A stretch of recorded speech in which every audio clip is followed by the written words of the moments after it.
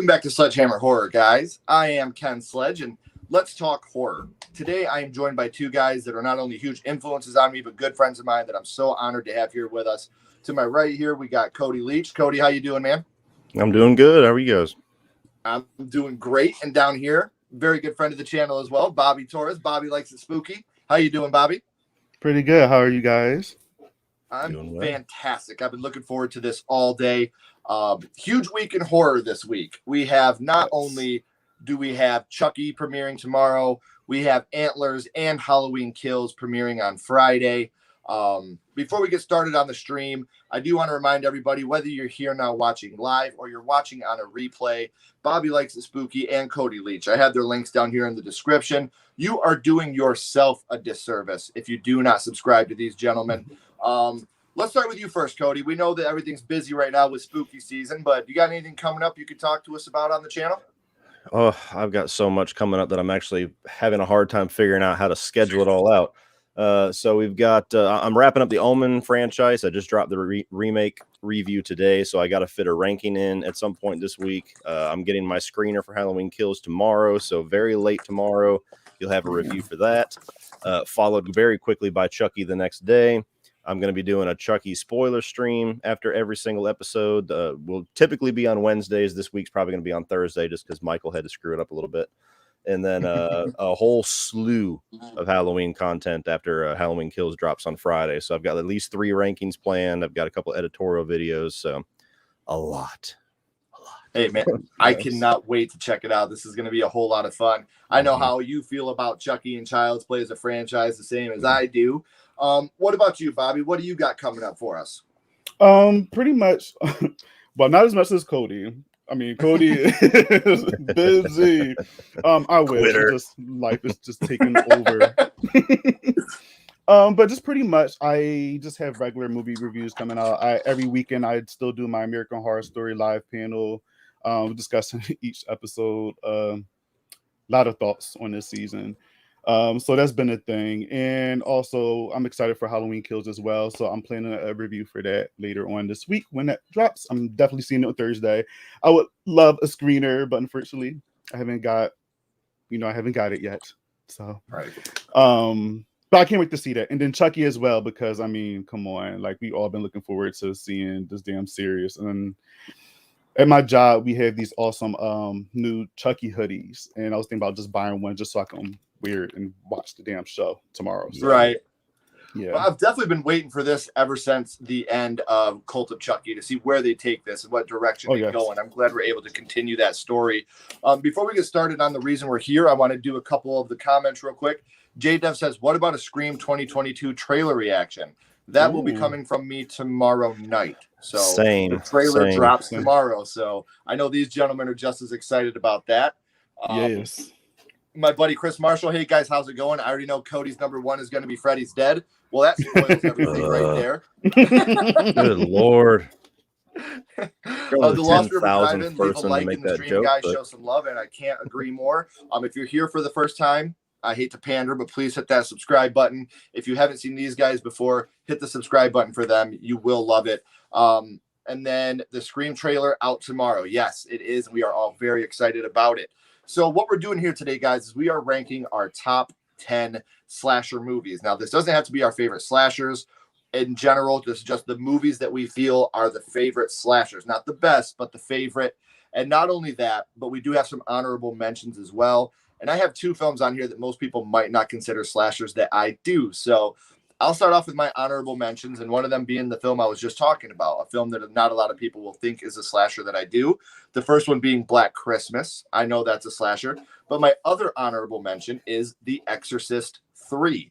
I do feel that is a religious psychological slasher. The Gemini Killer, I feel, is a great slasher in the film. So I love The Exorcist 3. I love Black Christmas. So those are my 2 honorable mentions. What about you, Cody? You have any honorable mentions? I'm going to give one just because I feel like anytime I talk about slashers, I need to defend this movie. So everybody go ahead and get your pitchforks and your shotguns out. The Friday the 13th remake. I don't care what anybody says. I love this movie. It's my favorite of the franchise. I mean, granted, my experience is very different because I did not grow up at the franchise, so I don't have the deep-seated love for Jason that I have with Chucky and Freddy. But as I've gotten into the franchise, I've started to like and appreciate it for what it is, which, in my opinion, is a collection of B movies, and it's unabashedly, that. But I think that the Friday the 13th remake is very, very underrated. It's overhated. It's underrated. And I think it has a lot of merit and easily the best Jason, in my opinion. Is it perfect? No, but what movie is? Right. I love it. So got to give it a mention. I agree. And I can't say the first 10 to 15 minutes, the first act of the Friday the 13th remake is the best in any Friday movie. Yes.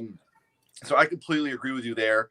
John says he has to rewatch The Exorcist 3. I agree. Exorcist 3 is awesome. Such an amazing movie.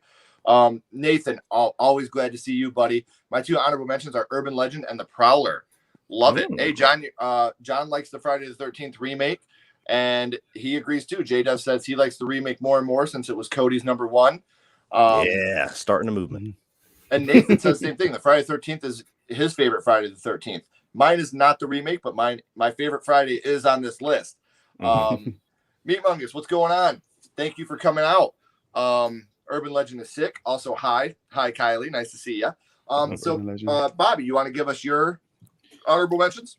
Yes, I have 3 real quick. One of them is Pieces because I love that movie. I watched it. It's a mess. The acting is horrible, but it's gory as hell, and just some of the lines in there are just horrible. But it's just one of those movies I can't help but to keep watching. Almost not like every Chainsaw Massacre happens in Texas, Bobby.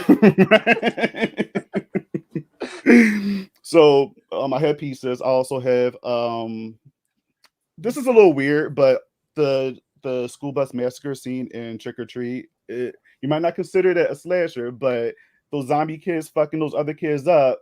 I mean, come on, we didn't see it, but we heard it, and I also just wanted an excuse to throw Trick or Treat in here somehow. So because I love that movie. Always a good time to talk Trick or Treat. Yes, exactly. So yeah, I just had those two because I made a mistake. Actually, one of them is actually on my list, so never mind. Just those two. Okay. No, hey, always awesome to hear. See, and here's one thing that I get the pitchforks out for. I don't like Trick or Treat. I think Trick or Treat is overrated. I know, Bobby. I'm sorry, and I get that all the time, but it's not good for me. It's just one of those movies that I don't get the hype around it. So, so those are our honorable mentions. And at the end, for people that join late or people that are watching on a replay, we will go back and rename our honorable mentions all the way to number 1 once we get there. So Cody, you want to start us off with your number 10? Yeah, my number 10 is actually a movie that on paper I should hate because I have a problem where a lot of the, quote unquote classic 80s horror movies, if I missed them and then I end up discovering them later on, they pretty much got a 50-50 shot of whether or not I love them or whether or not they have the time has passed and I don't appreciate it. Sleepaway Camp. Sleepaway Camp, to me, when I think of a camp slasher, prefaced by what I just said about Friday the 13th, this is the movie I think of. I know I'm in the minority with that, but this movie is just bathed in camp aesthetic and camp counselors. There's a bunch of kids. There's actually kids that get killed, which is an issue I've had with Friday the 13th since the beginning, is that never happens. I love the whole mystery regarding who the killer is, and it seems so obvious. And then you get to the end, and it was obvious, but not in the way that you thought whatsoever. Right. And so the kills are great. Even the ones that they show you with the really creepy cook getting like melted by the boiling water, and even the chick who was kind of like the bitch counselor. All they had to do is show the shadow, and you feel it just by seeing the shadow. So This movie is so horrible that it's awesome. Like, it's so stupid and corny that you can never tell whether it's intentional or just the most beautiful accident ever. But it's one of those few movies that is so bad that I love it. I can't argue with you. I think Sleepaway Camp is great. Merlot says the original Black Christmas is probably my favorite slasher, unless you count Texas Chainsaw Massacre. Yes, I do. Nathan agrees. He says Pieces. The costumes in Sleepaway Camp, I still got to get me a pair of those shorts, Haunted Hippie. And Logan, how you doing? Thank you for coming out and hanging out with us. So Bobby, let's go to you. What's your number 10? My number 10 is You're Next. A crazy good time with that movie as well. Funny thing is, I think my first time seeing that movie was like 2 years ago. I was a little late to the party with that one, and I was just very surprised of just all the craziness that was happening in that film. Particularly the one scene in the kitchen and the whole blender, and it was just a lot going on in that movie. But such a good time, and it became one of my favorites. And Sharni's great in that movie, man. Oh yes. Any movie that has a really powerful final girl that's super intelligent, I'm in all the way. Yeah. Oh yeah. My number 10 is one of the few films that I don't have a prop for, and that would be Terrifier. This is a movie, it's more recent, but this is a movie that I think is just, when it comes to being a slasher film, is almost perfect. I love Art the Clown, how creepy he is. David Howard Thornton did an amazing job. A lot of the people in the cast, even if they're minor characters, did an amazing job in this film. Very believable. The whole scene in the diner is just perfection. You know, Art the Clown, without saying a word, completely terrifies everybody off and on screen. So coming in at number 10 for me is Terrifier. You want to start us off with your number 9, Bobby? My number 9. It's funny that you mentioned Sleepaway Camp, Cody, because mine's a Sleepaway Camp 2. All right, so I love the first Sleepaway Camp, but Sleepaway Camp 2 is just so obnoxious. Like, everybody in here is just horrible, and just this new Angela that just getting everybody out of here and just talking shit while she's fucking everybody up. It's amazing. I love it. It's just, that's another movie I constantly have on rotation. So yeah, my number 9 is Sleepaway Camp 2. I want to put all 3, but that's cheating. So I could never get through the third one. I've never really seen the third one all the way to the end. That's something I didn't do. There's plenty of movies from each franchise that I could have ranked 1 or 2 movies from. I kept to 1 movie from each franchise. I did the same because my top 8 were like 3 franchises. Yep, that's like, no, that's going to be boring. Nathan says his number 9 is Terrifier. I'm going to stay on the bandwagon because my number 9 is Sleepaway Camp. Hey. A movie that, like we've talked about before, I think it has one of the best endings of all time. I think that it's like you said, there is that obviousness of who the killer is, but not who the killer is. And you could say it's a ballsy ending. Oh, yeah, the ending left me hanging for more. Yeah. And oh, hey, Cody Leach, you the GOAT. I cannot disagree with that. Yes. Thank you. But and then with Sleepaway Camp, you were talking about the kills. Like, you got the one with the arrow going through the neck. Oh, yeah. Or the beehive, you know. And I can't tell you how many times throughout my childhood I told someone to eat shit and live. So that's how much of an impact Sleepaway Camp had on me as a kid. I love the movie then. I love it now. The only problem is I would strongly recommend, if you don't own this, don't own this. Buy it on Blu-ray. Do not buy the enhanced version because it ruins a lot of the movie. There's a part where you can clearly see Ricky in the door, and you can clearly see it's Ricky with a wig on. Yeah. Me and my wife were watching it, and she's like, why did they do that? I was like, baby, I don't know. Like, I wish I had a good answer for you.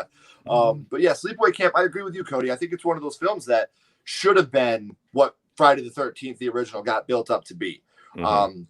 If you put the original Friday up against Sleepaway Camp, I'm going to take Sleepaway Camp every time. So I can't disagree with you there. Before we get to Cody's number 9, Art is here. Hello, gentlemen. Nice to see you, Art. Thank you for dropping in. JT, Sleepaway Camp has a great eerie atmosphere. I never saw it as cheesy or so bad as good. People like other people. I agree with you. I don't think it's a so bad it's good movie. I think that it's just a genuine good movie. I have a great time watching this movie. So I completely agree with you there, JT. Cody, what's your number 9? My number 9 is the original Hitcher, which, you know, you could argue is kind of slasher-ish, maybe not full-on slasher, because it's kind of road movie, it's kind of Western, but it is kind of slasher. I think Rutger Hauer is at his best in this movie. I love C. Thomas Howell, that classic 80s actor that you just see in a lot of movies that you love, but this movie just never lets up. I mean, from the moment that it starts, it's just instantly into the situation. You're instantly just on the edge of your seat, and it never stops. Every single time you feel like he got away for a moment, he finds a finger in a basket of fries, or the guy pulls up next to him and shoots the sheriff that's, you know, trying to rescue him. You know, one of the best kills that you don't see, you just hear. with the semi. Jennifer Jason Leigh getting ripped in half. All the way through to the end. I mean, as soon as he puts a bullet in them, the movie's over. I mean, there's no fat on this movie whatsoever. So it's a hell of a thrill ride. It's so underrated and underseen because nobody ever really brings it up. There's no Blu-ray. There's no official release for it. It's like, it's almost one of those movies that's getting forgotten slowly. So I'm not going to let us forget it. The Hitcher, number 9. Yes. Well, you want to talk about suspense? What about the scene when they're in the diner and he holds the gun under the table and then he holds his finger? You know, like that's just one of those scenes where you watch it like, oh my gosh. And thank you, Lindsay, because I just had to rewatch this movie to do my first horror movie episode. So this movie is fresh on my mind. So that episode will actually be dropping on Wednesday. Hope you guys check that out. So that is everybody's number 9. So that brings us to me. Oh, we're back to me. My number 8. We talked about pitchforks earlier. This will probably bring out the pitchforks because I don't love this movie as much as anybody else does. Mine is Halloween 1978. That comes in at number 8 for me. I respect the movie. I love it now. I grew up more with Friday the 13th and Nightmare on Elm Street than I did Halloween. Halloween always seemed kind of white bread to me. It was boring. But the older I got, the more I came to realize that it's actually the scariest of the big 3 franchise because it's the most realistic. Michael, one of the scariest scenes in any movie is when she pulls that mask off and he steps back in the light and you see that he's just a guy and he pulls that mask back down. Like that to me is such a terrifying scene because it's so real. Like that could be any of our neighbors that just snapped and went crazy. So for me, coming at number 8, mainly because of the impact that the whole franchise has had now and how excited we all are for Halloween Kills, I got to put number 8 at Halloween for me. How about you, Cody? What comes at number 8 for you, my friend? Number 8 for me is another movie that I'm sure some people might argue is not a slasher, but I consider a slasher, and that's Psycho 2. Most people would put the first one, but my favorite is the second one. And it took me a long time to watch it because Psycho is one of those movies where you find out it has sequels and you automatically assume that they're all horrible because you're not going to follow Psycho. Well, Psycho 2 is an amazing follow-up to Psycho. Like they took the whole time jump of how long it took them to get a sequel into development and they made it a part of the narrative to where Norman Bates has gotten out of prison now 20-something years later and he's actually fixed. He's a regular human being. He's learned. He's remorseful. He's done what the justice system hopes that they would do to every single person that kills somebody. That's changed them into a productive member of society. But the people that are wronged by him won't let that stand. And it's just a great mystery because there's killings going on. The best kills in the franchise. Yeah. And again, Tom Holland wrote the script for this. One of those unsung horror heroes, as far as I'm concerned. I mean, the guy did Fright Night. He did Chucky. He's awesome. So he wrote this, and you get the feeling that there's something going on, but you never quite grasp it. And when it starts to reveal what's actually going on, who actually is the person that's walking around killing everybody, you think you know about 2 or 3 different points in the movie, and you're never correct until the end of the movie. And it's just, it goes so far to where it feels real, but it's so batshit insane that you can't help but laugh as the credits roll. Like, oh my God, like we're right back to square one. So Psycho 2 is a movie that I kind of kick myself in the ass for not watching sooner. It's so good. And the way I feel about Psycho 2 is the same way I feel about The Exorcist 3. Like people automatically write it off because you have The Exorcist and The Exorcist 2 is just dog shit. So everybody thinks that The Exorcist 3 isn't worth it. I think it's the best in the franchise, personally. I want to catch up a little bit on the chat. Nathan says, you guys all doing 31 on 31. Out of respect, I don't. I leave that to Cody and them. I think that's their thing. I'm a huge fan of it. I watch it. But out of respect, I don't like to bite on other people's stuff. I will watch theirs. I strongly recommend everybody here in the chat watch theirs. But it's not something that I take part in out of respect in the horror community. It's something that I think that they do, and I think they do it very well, and I love watching it. But I personally don't take part in it. So, Cody, they will be doing it. So I know that one. Jay just got here in time for the Hitcher talk. You picked a great time to come in. Art says the remake of the Hitcher sucked. I completely agree. Art Wishwood says I never saw Hitcher. You definitely should. I promise you won't regret it. Joni's here. How you doing? Carpenter might not forgive me for having it so low. I get it. Sleepaway Camp. Awesome. Isn't it sad that you can put Halloween in your top 10 of all time and you still have to defend yourself? It's not number one. Fuck you. It's like, let it go. Marshall also says that Psycho 2 is his favorite in the franchise. And I agree. It's so hard to argue that because it's such a good movie. Thank you, Jay. I appreciate you. I'm listening at the gym, and for some reason, I heard American Psycho 2 and had to double take. I'm waiting for you to fall off the elliptical for Mila Kunis. I'm about to say that's the only good thing, Mila Kunis. Tom Holland's contribution is the horror genre criminally underrated. I agree. Tom Holland is great. We just watched Fright Night last night again, me and my wife, because we're doing a top 10 worst horror remakes. I kind of may have spoiled something there, but watch the original Fright Night, man. There's nothing like it. Good. Come on, it's now. not. Stop it. Yeah, that movie truly shouldn't exist. I'm not sure which one you're talking about, Logan. Let me know. Psycho 2 is my favorite in the franchise. Well, since people are starting to pile into the chat, I want to remind everybody, if you're new here, sorry to pander, hit that subscribe button, hit the like down there, subscribe to Cody, subscribe to Bobby, especially before me, because these guys are fucking incredible. So make sure you're checking them out. They have a lot of content coming up this week. If you're just joining us with Halloween Kills and Chucky premiering, these guys have a lot of work that they're doing this week. So show them some love. Bobby, I believe we're up to you on your number 7, right? Yes, number 7. Okay. Yeah, number 7. My number 7 is A Nightmare on Elm Street Part 4, The Dream Master. I will say Dream Warriors was like my favorite throughout like my whole entire life, but as I get older, I'm starting to love so much more. And I just feel like the kills on there are just super creative. Like the whole ropes scene, it still gets underneath my skin. Just the whole scene with Freddie pull up, I forgot her name, but the girl in the classroom, and he said let's suck face, and he just pretty much just sucked everything out of her. That terrified me as a kid just because how quick it happened. Just everything about that movie is just a good fun time, and it's starting to slowly become one of my favorites out of the franchise. I'll defend that movie till the end. I've said it a lot. That was my favorite growing up, and it's Sheila that you're talking about. But yeah, man, Sheila. Listen, there's movies that I've quoted my whole life. I don't think my cousin Josh and I said anything more in our lives than "Take that, motherfucker!" Like when he pushes the car down on him. Man, we grew up saying that all the time. My number 7 has already been brought up in the chat, and it's my boy Leatherface. Texas Chainsaw Massacre. Now, when you get down to the skin and bones of this movie, is it really a deep, dark slasher? The first one? No. I feel like it's more of an artsy film than it is a slasher, but it is still Leatherface. It is still the family. So I definitely got to go with the fact that I totally believe Texas Chainsaw Massacre is a slasher. And I think it's a great one. It's such a shame what happened to the rest of that franchise. I think that as a franchise, oh my gosh, as on the whole, I think that's one of the worst horror franchises of all time. But 1 and 2 are so damn good, and I can forgive the rest of the franchise with how good 1 and 2 are. So I'm still going to watch the new one when it comes out on Netflix. I always give them a shot, but for me, number 7 is Texas Chainsaw Massacre. So Cody started us off with that one.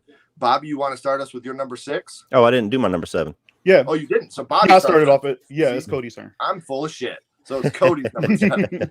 How dare you try to skip over Candyman? I know. Candyman is my number 7, the original. This is another movie where I kind of kicked myself in the ass for not getting introduced to sooner, because I didn't watch this until maybe between 3 and 4 years ago. Me and some friends were all reviewing it, and because the Scream Factory release came out. And this was a movie that I think I always dismissed because it was one of those 90s franchises that, you know, along with like Wishmaster and Leprechaun and all that, where it's like, I mean, you don't have to watch those. That's kind of an era we don't like to talk about. But the original Candyman is incredible. And it's almost a shame that it's kind of lumped in with that era, because it has so much more to say besides just guy with hook kills people. It's very much an exploration of the impact of urban legends on a community, the effect of just like a lot of people are bitching about the new one with social context and social commentary, when the original was very much bathed in that, and it does a good job with it. I think Tony Todd is is a godsend to the horror genre, just for his voice alone. If he didn't even have a physical embodiment, he was just a voice that they hired that just floated around, that would be enough. But his physical presence is awesome too. So he's great as the killer. And you wouldn't think that, you know, with a movie like this, kind of like Hellraiser, where you look at the cover and you think what the movie is, and it's just not that at all. Right. I think Virginia Madsen is one of the best, you know, call her a final girl or, you know, whatever, the protagonist for a slasher movie. She's awesome as Helen. I love this movie. Absolutely love it. Mm-hmm. You won't get any argument here from me. Now, where we will argue, especially Bobby and I thought the new reboot / sequel was dog shit, but that's a whole conversation for another day. Bobby, I love you, and I love still stings. I know Nia DaCosta, I think she did an amazing job, but it just didn't scare me. Before we get into our number sixes, let's check up. Cody, do a review on the Fright Night remake. Oh, it's gonna happen at some point. Yeah, Cody's down to waste some of his time. Dream Master is underrated. I completely agree. Dream Master gets better every time you watch it. Man, I love all the love for that right now. Nathan says his number 7 is Madman. Nice. Jay agrees. Oh fuck, so forgot about Candyman. I wonder if anybody else did. Number 10, My Bloody Valentine. Number 9, Final Destination. Yes, that is a slasher. Stage Fright and Texas Chainsaw Massacre. And then Lost River. Nick, one of my good friends. Candyman is arguably the best horror film of the 90s. Cannot argue with that logic either. Candyman is better than the best entries of the big 3. I can't argue that one, but I'll let that slide. The Texas Chainsaw Massacre 03, terrifying and enamored me as a child. Also, Daniel Pearl's beautiful cinematography is great. Another movie I didn't get into. I'm so sorry. We'll talk that's about why that he in a voiced Scareglow. One of the few things cool from Candyman is the best horror film of the 90s. Wow, we got a lot of people here that are going with Candyman. I love it. So now we are up to our number 6s. Bobby, would you like to start us off? Yes. My number 6 is Texas Chainsaw Massacre 2003, the remake. I love the original. The original, again, scared the dog shit out of me, but I obviously didn't grow up in that era. So when the reboot came out, I actually went to the theaters to go see that with my friends in high school, and it affected me hard. And it was just so good. It was dark. It was just gritty, and just the kills in that was just insane, in my opinion. And I just like the whole feel of that film, and it never gets old to me. Like I could put it on right now, and it doesn't feel old to me. It feels fresh. So I have Texas Chainsaw Massacre 03. Is there a better shot in any movie than the shot of that camera going through the bullet hole in the head? Yes. That is such a fun shot, man. Yes. So good. And just so everybody knows I'm not talking shit, my number 6 is Candyman. I did have Candyman here at number 6. I think that, again, when we're talking about Candyman and how perfect a horror movie can be, I don't think I've ever been scared to my core as much as I was in the garage scene. Helen, you know, Virginia Madsen's just hypnotized by him, and be my victim. Like that to me was just so terrifying, so scary. And I am a very big fan of the first Candyman. The whole story and what you were talking about earlier, Cody. One of my biggest pet peeves in the world are the people that are like, "Oh, they just had to make a new woke horror movie." Watch the fucking original. Yeah. And there's a line in the original where Virginia Madsen says, "Black people die here at Cabrini Green all the time, but a white woman gets attacked, and 10 minutes later, the cops are here to figure it out." You know, like that's all about social injustice. And people didn't give it that time of day because obviously there wasn't the social media to push it, but also because a white man did it. You know, now that you have Nia DaCosta, Jordan Peele making this movie, it's a woke movie. No, it's not. It's staying very true to the original story. So stop with the bullshit, watch the movie, and if you don't understand it, don't talk about it. It's really not rocket science. So coming in at number 6 for me is Candyman. What about you, Cody? My number 6 is the original Halloween. This probably would have been higher 3 or 4 years ago, but I've had some ins and outs with the Halloween fan base, and I'll put that in air quotes. But Halloween, I mean, this movie's been talked about ad nauseum. Is there anything else you could say about it? It's a great original. It kicked off the slasher craze of the 80s. Michael Myers is an absolute icon, arguably the biggest slasher icon until Freddy comes back. And then you have you got Dr. Loomis played by Donald Pleasance, which is just an amazing performance, and all of his dialogue in that movie is what you learn to fear Michael Myers from, because he's just a guy in a mask. But every single time Dr. Loomis talks about there's blackness in his eyes, and talked about this 8-year-old boy that just stared at a corner for years and all. That's where you start to get terrified of him, is all the context that character brings. Directed, like always, amazingly by the early John Carpenter. It hasn't aged so well for the slasher genre, only in the aspect that it's a little bit tame, because it's not very it's not a very extreme movie. I mean, you go from Halloween 1 to Halloween 2, and that's just an extreme change in gore and everything. So on that level, it's beginning to really show its age for me, just because I'm a gore hound. I love, Nightmare on Elm Street, where it's all about the creativity of the kills. You go back to the original Halloween, and it's like, oh, he strangled somebody.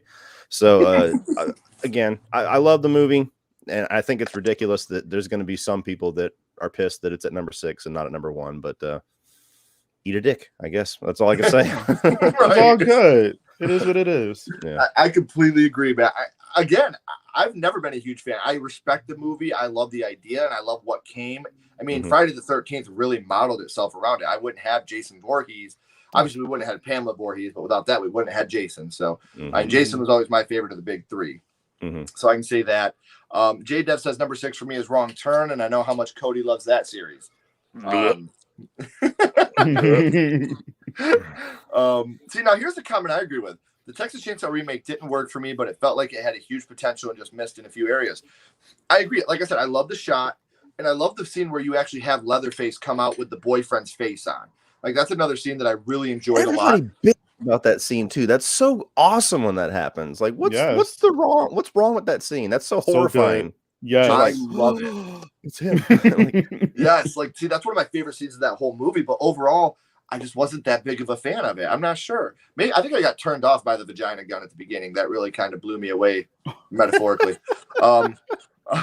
So Johnny says Black Christmas, the original. The call's coming from inside the house. Yes, one of the best lines ever. And that I had that as my honorable mention. That could have easily made my list. But to continue the list, coming in at number 5 is a movie I will fight till I'm on my deathbed and cannot fight no more. That this is a slasher, and that is The Terminator. He goes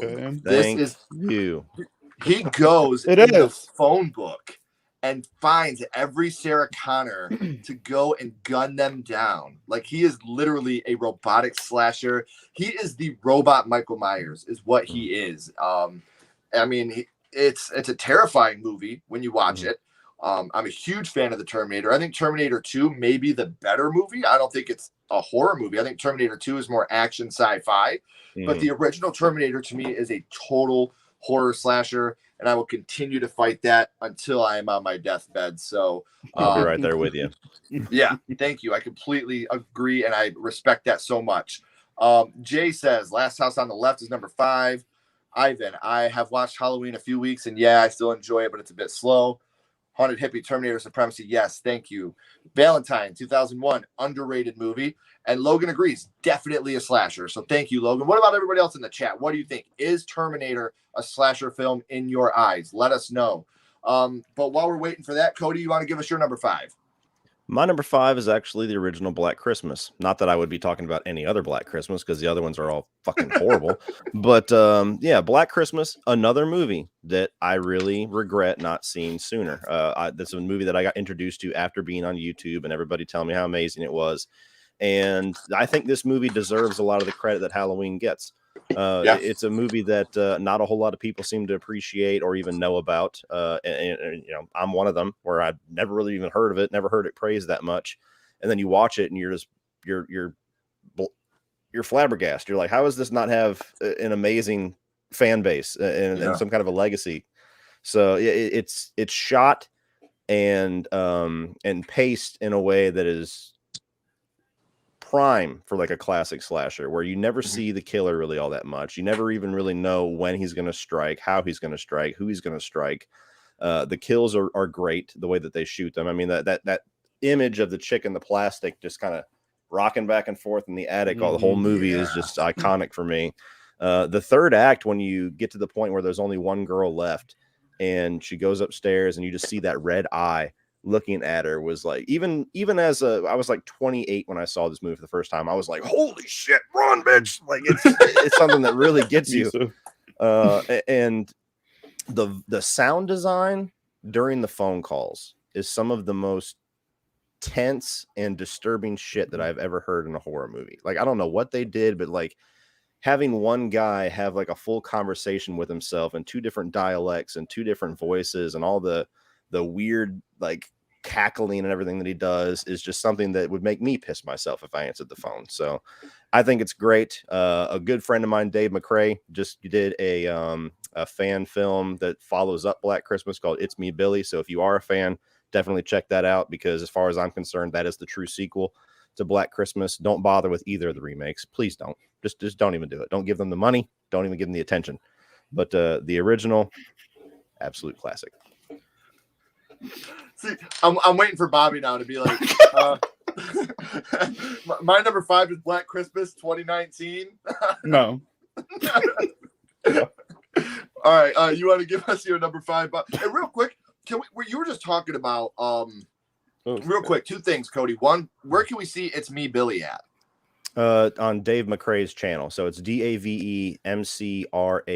If you search It's Me, Billy, it should take you right to it, but it's on his YouTube channel. It's free to watch. It's only an hour long. It's so good. It's totally movie quality. I mean, the production value that those guys had was amazing. You can tell that they love and respect the original movie. I mean, again, no disrespect to anybody that actually enjoys the remake. I'm kind of having fun, but either of the remakes, you get the feeling, especially with the 2019 one, that they just kind of wanted the name.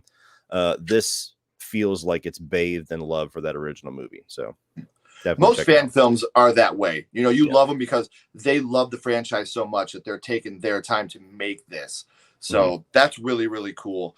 And then the other thing I was going to ask you, Cody, and for you too, Bobby, how Olivia Hussey never gets the credit as being one of the top final girls, when in Black Christmas, I think that she could easily be talked about in the same vein as a Nancy or a Lori. I mean, sure, she didn't have up-teen sequels after that, but I mean, Nancy didn't either. You know, Nancy had Nightmare, then she dies in 3, and then she's not in Wes Craven's New Nightmare. Heather Langenkamp is. It's a completely different person. So I think it's really upsetting that Olivia Hussey is not more talked about in the final girl circuit.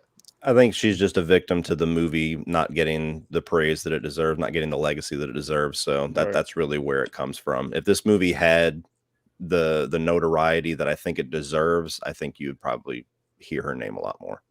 I can't argue with you, but it's such a bummer that we don't get that. But before we get to your number 5, Bobby, I want to go through the chat a little bit. Merlo says, love Black Christmas. I think we all do. Logan says, definitely a slasher. Terminator is absolutely a slasher. And so is Predator. I can't argue with that either. I think Predator is definitely a slasher. J Dev says his number 5 is Halloween 4, The Return of Michael Myers. Yes, Terminator is a slasher. The original Terminator for sure. Thank you guys so much. I can see Terminator as a slasher, sci-fi slasher. Man, everybody feels that way. And that's so cool because I always have to fight it. I'm getting a lot of It's Me, Billy kicks butt. I got to check this out. I'm very excited. I would love to see a sequel to that. I had Dave and Bruce on my live stream to chat about It's Me, Billy. That's incredible. I got to check this out. Number 5, Behind the Mask, The Rise of Leslie Vernon. A movie I did not get into. I don't know. I love the idea. I love the premise. I think it's fun, but I wouldn't make any of my list. I respect it, and it's a fun movie, but it just wouldn't have made my list. Love to see the collabs. Cody's the man. I completely agree. So is Bobby. So make sure you subscribe to his channel. He's also amazing. While we're on the subject of my amazing friend Bobby, you want to give us your number 5? Okay. So I was fighting between these 2 movies because yes, I do love Black Christmas, the original, so much. It's the better movie. Like you, Cody. I seen it a little bit later, and it instantly became one of my fave. And like you said, Ken, Olivia Hussey is just, she kicks ass in that movie. Like, she could have easily left the house. She went up there to find her friends or whatever, and she just did her thing. I loved her in that movie, and especially with the whole situation with the abortion. She's not letting no man tell her what to do with her body. She's just amazing. I love her. I wanted to change it up a bit, and I put Black Christmas 2006. That's why I was cracking up.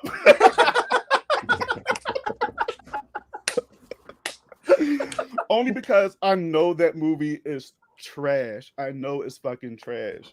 But the kills on there are so fun and disgusting and creative, and I just love it so much. And that was another movie I seen when it came out, and I had such a good time. But comparing it to everything else, it is trash, especially compared to the original. But I just had so much fun with it. It was a good time. And then just the sorority sisters in there, they're so just unbearable, and I just couldn't wait for all of them to die. I hated the final girl in there. But and obviously I did have a few problems with that movie, but I just, come on, you making fucking skin cookies and then eating it and then close-up shots, like, come on. Eyeballs are like center of all the kills pretty much throughout that whole fucking movie. Like, come on. So I'll say this: I saw Black Xmas for the first time after falling in love with the original, and my first thought was like, "What is this piece of shit?" And then my first thought after walking into Black Christmas 2019 was, Black Xmas wasn't too bad. Right. It's got to be a pretty fucking horrible movie to retroactively make that one better. Right. I thought he was gonna be like, I will say this. Fuck you, Bobby, and your opinion. No, it's all good. I'm just messing with you, man. Before we get into my number 4, or no, that was the end of our number 5, so we go to Cody. Now here's one I want to talk about a little bit. The only final girl that still lives the most for sequels is Sydney from Scream. Will she survive the new one? What are your guys' opinions? Will Sydney survive the new one? I think Sydney will, but if they don't kill Dewey and or Gale, fuck this movie. I'm tired of all three of them living through every single scenario. One of them needs to die. Have the balls. I will tell you this. Preferably Dewey. Sydney, from the back of the theater, you're going to hear... I'm going to be crying like a little bitch if it's Sydney. I agree. You got to kill one of them. You got to give me that. I thought we were going to get that in the last one, but we'll have to see. Nathan says number 4, happy birthday to me. Jay said, we need to see you 3 on the Lost River Drive-In with Nick and Justin. That's a channel I go on very often. I would absolutely love it if all of us could get together for a big live stream. I think it would be an amazing time. Black Xmas 06. Oh no. And then we got something to agree on though. Well, the 2019 film makes 06 look like a masterpiece. Right. Completely agree. Nathan, I agree with Bobby on Black Xmas. 06 is fun. It's fun. And I agree. And like I said, guys, we're talking about our favorites. It doesn't mean that they're the best. There's movies on here that most people, I'm sure my number 1, people are going to be like, are you fucking serious? That's your favorite slasher? But I'll fight with you till the end. It's the best slasher ever made. Black Xmas, this weed I'm smoking stronger than I thought. That's awesome. Could Dewey or Gale or Sydney be the killer in Scream 5? I don't see that happening. Even if they had that idea written down somewhere, I don't think without Wes Craven involved, they're ever going to have the balls to do that. Because the first thing, I mean, you look at what happened with Terminator Dark Fate. As soon as you do something major to one of the characters without James Cameron, everybody freaks out. So Wes Craven not being there and Kevin Williamson not being there, unfortunately, I think they're going to be a little bit handcuffed. It shouldn't be that way, but nowadays fan bases can be a little bitchy. Yeah, no, it's too much. He's like, especially the Halloween one. Tucker and Dale is one of my favorite slasher movies. Tucker and Dale is one of the most underrated movies. It is literally a series of unfortunate events. Have you guys seen Tucker and Dale versus Evil? Oh, yeah. Yes. Love that movie. Yeah. Such a It's fun been a while movie. since I've seen it, but it is a lot of fun. I had a good time with it. Oh, yeah. Growing up, my Christmas watch list included Christmas Story and Black Xmas. Sue me. Come on. Bobby's like, We found Bobby's burner account. Says, yes, Bobby and Cody need to be on the Lost River Drive-In. I would love for that to happen. I can't speak for these guys because I don't know what their schedule is. But if we can make this happen, I know that Cody and Bobby would both absolutely love Nick and Justin, and we would all have an amazing time. Dewey dies wrestling Ghostface in the ring. Yeah, they go back to WCW days. Sleepaway Camp is Sledge's number 1. Nope, it's already been on here. Ticket and Fake needs a what? Tucker and Dale. Yep, I think it's Tucker and Dale. I wouldn't mind a sequel to that. I think that would be amazing. So now let's go with, we are up to number 4. Bobby's number. Did you give your number 5, Bobby? Yes. Wait. Okay. Yeah. So now we're up to Cody. We're starting our number 4s. All right. My number 4, we're bringing it back to the Texas Chainsaw Massacre remake. So I never really got into the original. I'll be honest with you. It's a movie that I respect for what it did and for what it probably, for the response that it probably got out of people back in the 70s. I didn't watch this movie until after I saw the remake. And so it's a very old, very gritty, almost borderline grindhouse type of movie that you got to be either in the right mood for or be the certain type of slasher fan. So it's a movie that one of my phrases, I respect it more than I actually enjoy it. But the remake was the first Texas Chainsaw Massacre movie that I ever saw. And to this day, the experience of me and my father going to check this thing out, seeing it in the theater in the dark with like 2 other people is still the scariest movie that I've ever seen. Now, some people might laugh at that, but I'm genuine. When I saw this, I had never seen anything like it before. It was so intense and brutal and just, it grabs you by the throat in the first 20 minutes and never lets go. I thought that, I forget the guy's name. I know it's Andrew something, but Andrew, who plays Leatherface, is my favorite Leatherface. I think he's the most terrifying version of the character. Yes. I loved all of the different masks that he used, especially the Kemper mask. I thought that scene was awesome too. I thought all the acting, all the the kids, all the teenagers and everything that get taken out of the movie were all really good. Jessica Biel was good. A lot of actors you see in this movie you saw later on in other things that did really well. You got to talk about Arlie Ermy. I mean, he's arguably even more terrifying than Leatherface in that movie. He's so sick and twisted. The gore was great, and it was somewhat minimalist too, because you watch this and then you watch the beginning, and people tend to like the beginning more sometimes because it's gorier. But Texas Chainsaw had a nice mix. But yeah, I mean, just for the legacy for me, for being a movie that genuinely just freaked me out when I saw it, and I can count on one hand how many movies have done that in 31 years. I love it. It's my number 4. Hey. And the nostalgia that comes with it is something special too. I've often talked about, yes, Freddy's Dead is a piece of shit, but my uncle took me to see that in 3D when I was a kid. And so I'll always have a soft spot in my heart for that movie just because of the nostalgia that comes with it. I get it's not a good movie, but because of the nostalgia that comes with it, I will always defend it as a fun movie, I guess. Ivan says another underrated is The Hitcher. We did talk about that one earlier. I'm glad that's getting brought up. As Cody said, he's not going to let that one die. KB24, would you consider Candyman as a slasher film? Yes, we would. And yes, some of us have had that on our list, 100%. I do want to remind people that are coming in a little bit late to the chat that weren't here from the beginning.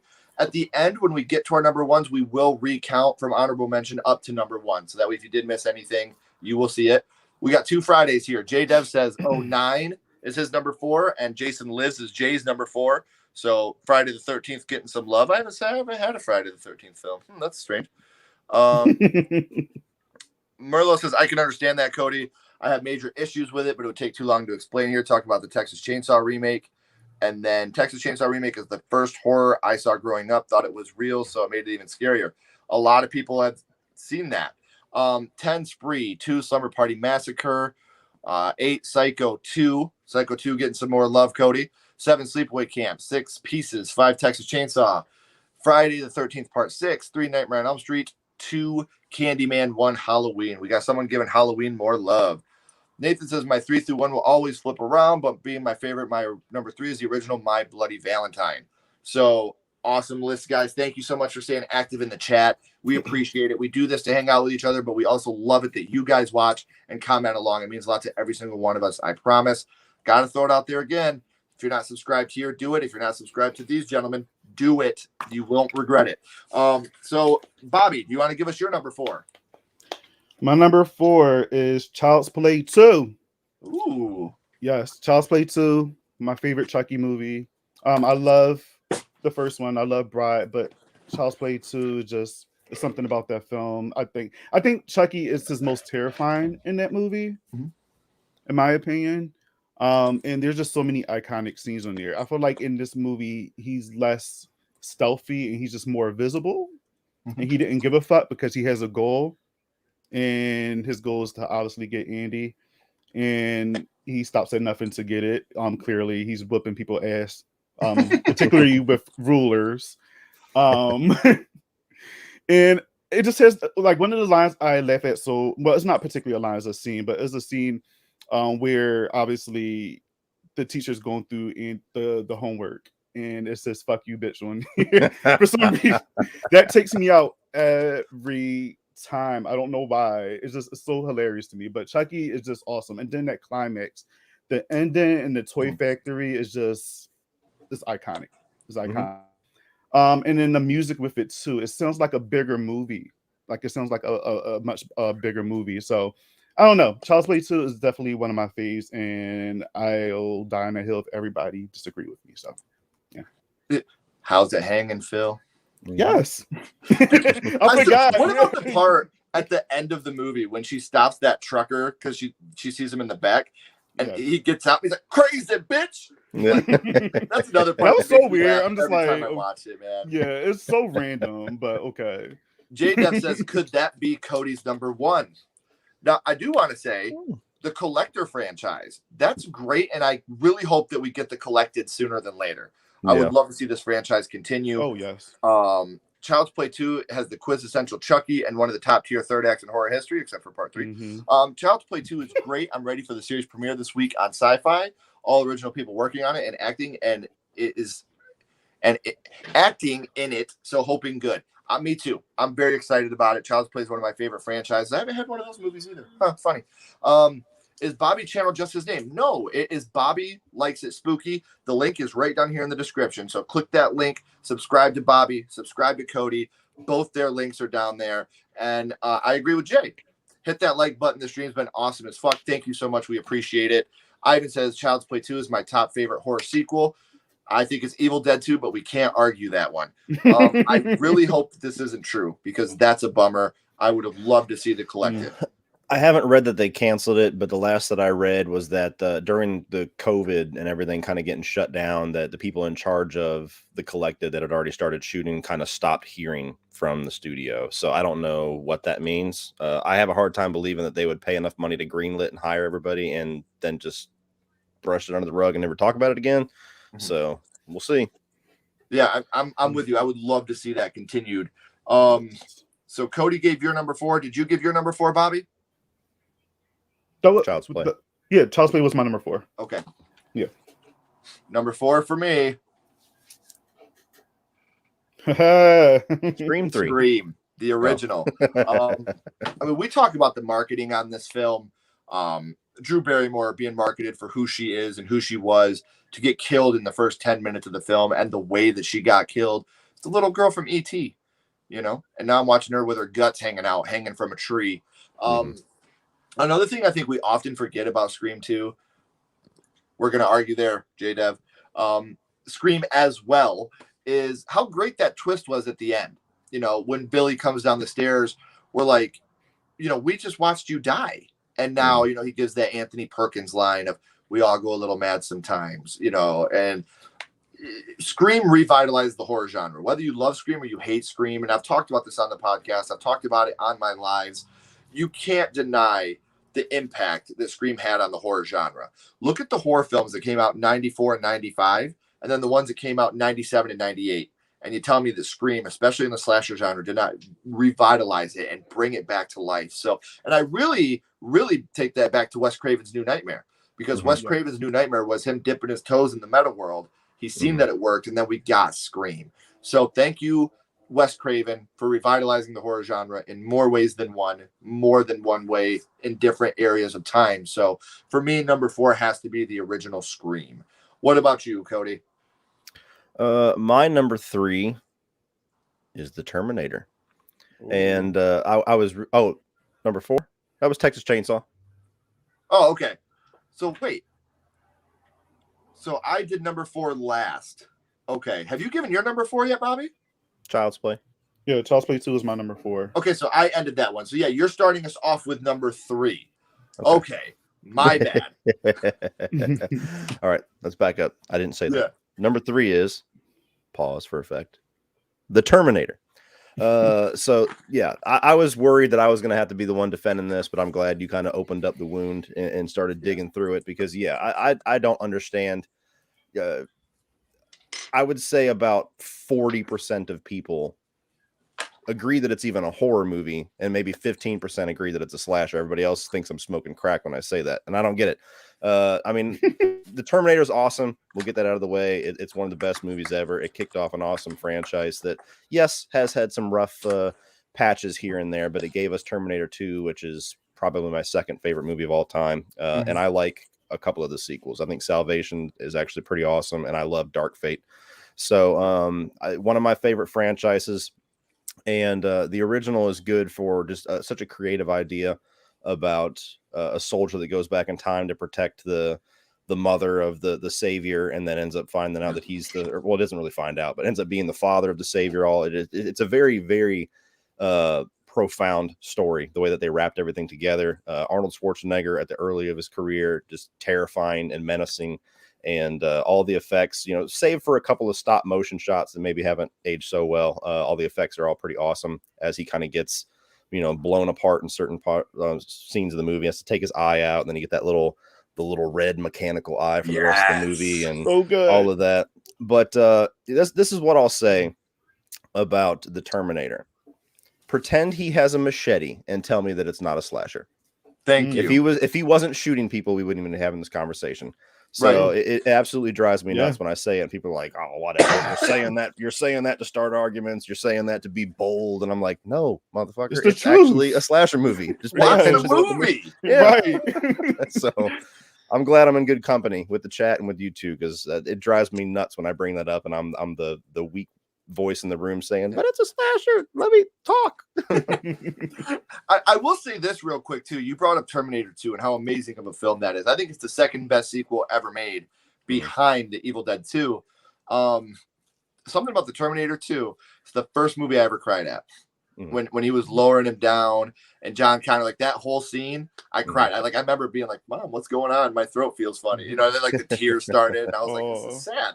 Fuck this movie." Why you cry? Yeah, I know now why you cry. I was like, "Thanks, Artie." Before we go into Bobby's number 3, I want to catch up on the chat real quick. How excited are you guys for Scream 5? Yes. Ask me tomorrow. Yeah. Yeah, these guys got so much on their plate. Like I said, with Chucky and Halloween Kills coming out, there's going to be a whole lot of stuff coming out in the horror world. And October is the best time of year. And something I also wanted to bring up, there's going to be a lot of people watching horror stuff that don't normally watch horror stuff. Welcome them in, hug them, tell them thank you. Stick around after October. It's just as fun in November. So don't be a dick to them. That's just not fun. Has there been any trolls in this chat yet? No? You're not speaking it into existence. Bring them on. I love that Drew Barrymore initially chose to play the opening kill to throw audiences' expectations. I also love that. I think it's great that Drew Barrymore, they wanted her, if I remember correctly, to play the role of Sydney, and she was like, "No, let's do this." And I think that's great. Halloween 6, The Curse of Michael Myers, due to the experience I had with that one in the theater. Completely agree. That can completely change a movie. I'm enjoying the stream, and first time here, is it okay to post any links? As long as they're not pornographic or, hateful, I don't care. If you're a horror fan and you want to try to spread your love around, do it. That's why we're here. I have no problem with that at all. Jay says, Pieces, recently saw this again. I fell in love with it. We talked about this earlier. Texas isn't the only place you can have a chainsaw massacre. Nathan says, My Bloody Valentine. Halloween is the greatest horror film ever created, Daniel. We can agree to disagree. Jody says, no, but I respect your opinion. I really do. I honestly do. Nightmare on Elm Street, the original. J-Dev, I can't believe I haven't seen the Terminator. Oh, J-Dev, you have to watch the Terminator. Fuck? Dude, you will love that movie. Yes. J-Dev, after you watch that movie, please text me or DM me and let me know what you think of it, because, buddy, I think you will love it. It's a great movie. Celise, nice to see ya. Hey, yo, sweet and spooky. That's Celise. What's up, Movies and Train Studios? Thank you for joining us. We're so happy. I'm the most excited for Scream 22. I know J-Dev is the Scream fan. I was traumatized when I saw Sarah's dream sequence. I was 7. And we're talking about the Terminator there. That was just a scary movie. It really is. Somebody give me a better horror film than the Halloween, the original. How many do you want? J-Dev, yes, watch it. I think that my top 2 slashers are Predator and the Terminator. There we go. So let's go with number 3. Bobby, you're starting us off with number 3. Yes. Number 3, I have Friday the 13th, Part 5, A New Beginning. Now, that is like but not so. It's not a good movie, but another movie I have fun with. The characters are ridiculous in that one as well, and like, come on, you get what's his name, Miguel Munez inside the porta potty singing "Ooh Baby" and getting fucked up by. Yes, like, come on, it's fucking iconic. And it's just you got Ethel calling people big dildos. Like, it's awesome. It's awesome. But Jason in that movie, we all know the T with, that Jason. But I don't know. I think it's the nostalgia for me because that was one of the first Jasons I've seen, Friday the 13th films I've seen, and I just always had a good time with it. And I always felt like I related to Reggie the Reckless because he's not like the only black kid in there, but he was a smart black kid. And I feel like I would do a lot of running. Like come at that age. So yeah. And Pam was hot too. So I thought you were gonna say that you screamed a lot like him. So that's what I was waiting for you to let out the scream. I did. That too. But yes, that is not my number 3. I have such a good time with that. And I prefer Jason Lives. I love that movie, but as far as slashers and just the kills in that movie and the characters, I say A New Beginning. Right. And you know what? Everybody bitches about Jason not being in that film. Jason's totally in that film until it's the reveal of Roy Burns. It's not to me like Halloween 3 where there's a complete absence of Michael Myers. In this film, it's totally Jason up until that last reveal to me. So it's a movie that I've grown to accept. I wouldn't say I like it, but I've grown to accept it. My number 3, this film inspired the very first piece of Sledgehammer horror merchandise I ever made. And that is Friday the 13th, Part 3, my favorite in the franchise. We talk about nostalgia. This is the one I watched the most growing up. Now, I get it. A lot of the shots don't hold up, the yo-yo, the joint, all the 3D stuff that happens. But I love the kills in this movie. I love Shelley as the fool in the movie. I think he's awesome. Jason getting the mask and then shooting Vera in the eye with the harpoon gun. That's one of the things that I just absolutely love. So for me, it's got to be Friday the 13th, Part 3. So Cody, you want to give us your number 3? Can I just say really quick to Daniel in the chat, this is our personal preferences. So if you want to hear your list regurgitated back at you, that's not what this whole thing is about. So tone it down a little bit. My number 3 was my number 3 was Terminator. I don't know if we're loop back around or. Yeah, I just wanted to make sure that we got all caught up there.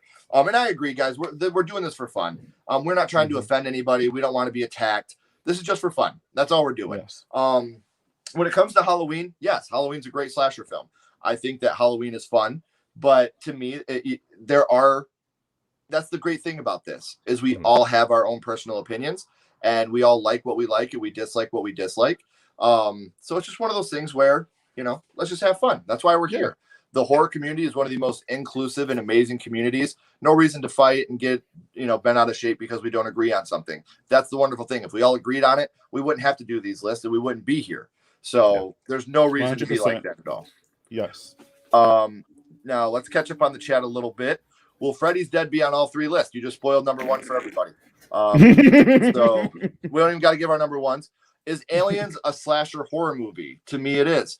I would say Alien is. Wait, hold on. I want a Camper Cat. If you're still in the chat, are you saying Aliens the sequel or Alien the original? And just pluralize it. I don't want to give a wrong answer on my opinion, so I'll wait for you to say that. Camper Cat, if you're still here, let me know if you are meaning the sequel or the original. Yes, not exactly a slasher. Alien is more of a survival horror film. Pam is really hot in person for an older chick. Okay. I just don't get it. It's boring. Craven or Carpenter? Carpenter for me. For me, I don't know. I love a lot of what Carpenter did. I mean, with The Thing, even though I think it's criminally underrated. I love his Village of the Damned remake. I thought it was great. But I think I got to go Craven on this one. Bobby, I'll let you be the tiebreaker on this one. I don't know. For me, it's a difference of, you have Wes Craven that I think his hits are bigger hits. Like, obviously he made Freddy. He also made Ghostface. I mean, you can't ignore that. But for me, a lot of his movies in between those aren't really on my favorites list. Where if I go down Carpenter, he only gave us one icon as far as Michael Myers, which is arguably the biggest. Not my favorite, but seems to be the most popular sometimes. But I absolutely love The Thing. That's my favorite horror film of all time. I love Christine. I love vampires. I love In the Mouth of Madness. I really appreciate Prince of Darkness. It's not one of my favorites, but I do really enjoy that one. So if I was to gather a list of my favorites, Carpenter would show up more on that list. Sure. You said something, Cody. Like, now that you say that, I agree. Carpenter have a lot more, for me, rewatchable movies. And now that I'm thinking about it, a lot more favorites. I do love Craven because he gave us obviously Freddy and Ghostface, but I do find myself watching more Carpenter films. So yeah, can you go back to the part where you weren't sure? But but Cody did that for me, because like, now that he was saying that, I was just like, all right, that's actually how I feel. So whatever. Sounds like peer pressure to me, but it is what it is. It's not. It's not. I promise you. Nathan says number 2. He has seen the light. Christmas. I'm assuming it's 2019. Patrick Burrow's in the chat. Nice to see you. Patrick's a great friend of mine from overseas. Patrick, I'm glad you're here. Thank you for showing up. And he says that J Dev says, I really like Jason X. Sorry, guys. I know that it's supposed to have a cult following and all that, but I can't stand that movie. Craven for me. I'm sorry. J Dev says, in all honesty, it's only Friday the 13th film I like. Here I am now being an asshole. Like, that movie sucks and everybody else loves it. Sorry, I'm just not into it. Antanas, hey Ken, what's up, buddy? Also love Cody's channel. Well, you got to give Bobby a chance too, that man, because you're gonna love his too. This would be your new, Trinity right here. So we love you, Antanas. Thank you for coming and joining us. Craven literally revolutionized horror in 3 consecutive decades. Hard to argue. It's not a popular opinion. I enjoy Ghost of Mars, Craven all the way, Carpenter. I'm gonna start deleting these chats. All right, so we are up to our number 2 now, and I will be starting our number 2s. And number 2, I think, could possibly be the best horror film ever made. It's not my favorite, obviously, not my favorite slasher film or my favorite horror film, but I think it could be the best one ever made. And that is A Nightmare on Elm Street. If you take out the last 5 minutes of this movie with that dumb fucking Freddy car and that blow up doll through the window, perfect movie. Yep. Bobby knows. I've talked about this with him before. But if you take those moments out, I think this is the perfect movie. And Freddy Krueger's in this movie for what, 7 minutes of screen time? So, I mean, it's one of those things where it's just, and when he's on screen, you talked earlier, Cody, about quality over quantity. There's really 4 kills in this movie, and every single one of them is extremely memorable. Whether it's the hanging in the jail cell, going up the bed, the water bed, the mom, even though I guess we can say that too. Once the dumb skeleton goes into the bed, we should have just cut to credits. That should have been the end. So for me, coming in at number 2 is A Nightmare on Elm Street, the original. Before we move on, I want to give a couple more shout outs to the chat real quick. My Bloody Valentine 81. Who has the worst sequels out of the big 3? Nightmare on Elm Street. The second Alien movie, Camper Cat. I don't see Aliens as so much of a slasher. I'm still on the board where it's a horror film. I do think the Aliens, yeah, sure, it has more action elements to it. I still say that it is a horror film. That's just my opinion. Would you guys like to chime in on that one? The first one is absolutely a slasher. That's up there with Halloween, that same kind of era too. So it's a slasher in space. Aliens, I think it's like 50-50 horror action. I wouldn't call it a slasher, but it's got just as much badass action as it does seriously tense horror. I mean, you got the scene where they're locked in that room with the two face huggers. That's just, you know, you're on the edge of your seat whenever they reveal the queen and all of that. I mean, it's just a badass movie. Is there a genre that's just badass? You can just consider it that. Just write a new genre. Yeah. Sigourney Weaver, badass. Come on. Yeah. What you want to talk about? One of the best final girls of all time. There you go, right there. Sigourney Weaver, one of the best of all time. Yes. J Dev's number 2 is Scream. Patrick says, happy to be here, my friend. Oh, dang it. I just missed it. Love you all, but now I'm mad Ken dissed the beautiful Jason X. We're going to have a long talk about this tonight. Honestly, it probably is A Nightmare on Elm Street for number 1. I like the ending. It ain't too bad. We're going to disagree. Hey, Maya, thanks for coming out. Number 2, Child's Play. This franchise is more consistent in storytelling. No retcons, just like my number 1. I can't wait to see. Sorry, I'm late. Just got back from Thanksgiving dinner. Maya, our Canadian friends up north, it is Thanksgiving today, so happy Thanksgiving. And also in the chat, I wanted to say this. For anybody that has or will in the future, happy coming out day. That's what today is. So happy Thanksgiving to our Canadian friends. Happy coming out day to all of our LGBTQ friends. Thank you for coming to the chat. We love all of you, and I'm glad that you could be yourself and love yourself. Antonis, are you guys hyped to watch Chucky TV show? Yes. All of us are so excited. And I got to come out and say it right now. I don't know. Normally, my beautiful wife is joining me when we do these live streams. You guys know that. But she works. She's a respiratory therapist, and she works 3rd shift battling COVID. And not only does my beautiful wife work tonight, but my beautiful wife works tomorrow night. So I will not be able to watch Chucky until Wednesday. So it was either that or get a divorce. And after 16 years, I don't know how to date. So it's a tough one. If you're watching, babe, I still love you, but I'm so mad I can't watch Chucky tomorrow night. Patrick says my number 2 is without a doubt Texas Chainsaw 74. Jason X isn't my favorite, but I rank it at the bottom is how I read that. Good job, J-Dev. Merlot, happy Thanksgiving. For real, happy Thanksgiving. All our Canadian friends. I hope you guys had an amazing day full of turkey and mashed potatoes and yams. I don't know if that's how you guys celebrate it, but however you celebrate it, I don't know if you guys do like ham instead, Canadian bacon, but whatever you guys do, I hope it was a beautiful, amazing Thanksgiving for you. I see Alien as a survival horror. The first is more suspense, the second more action. Thanks for mentioning coming out day. Ken, you're awesome, bro. No problem. I love all of you for who you are. And if you have that opportunity to be yourself, be yourself.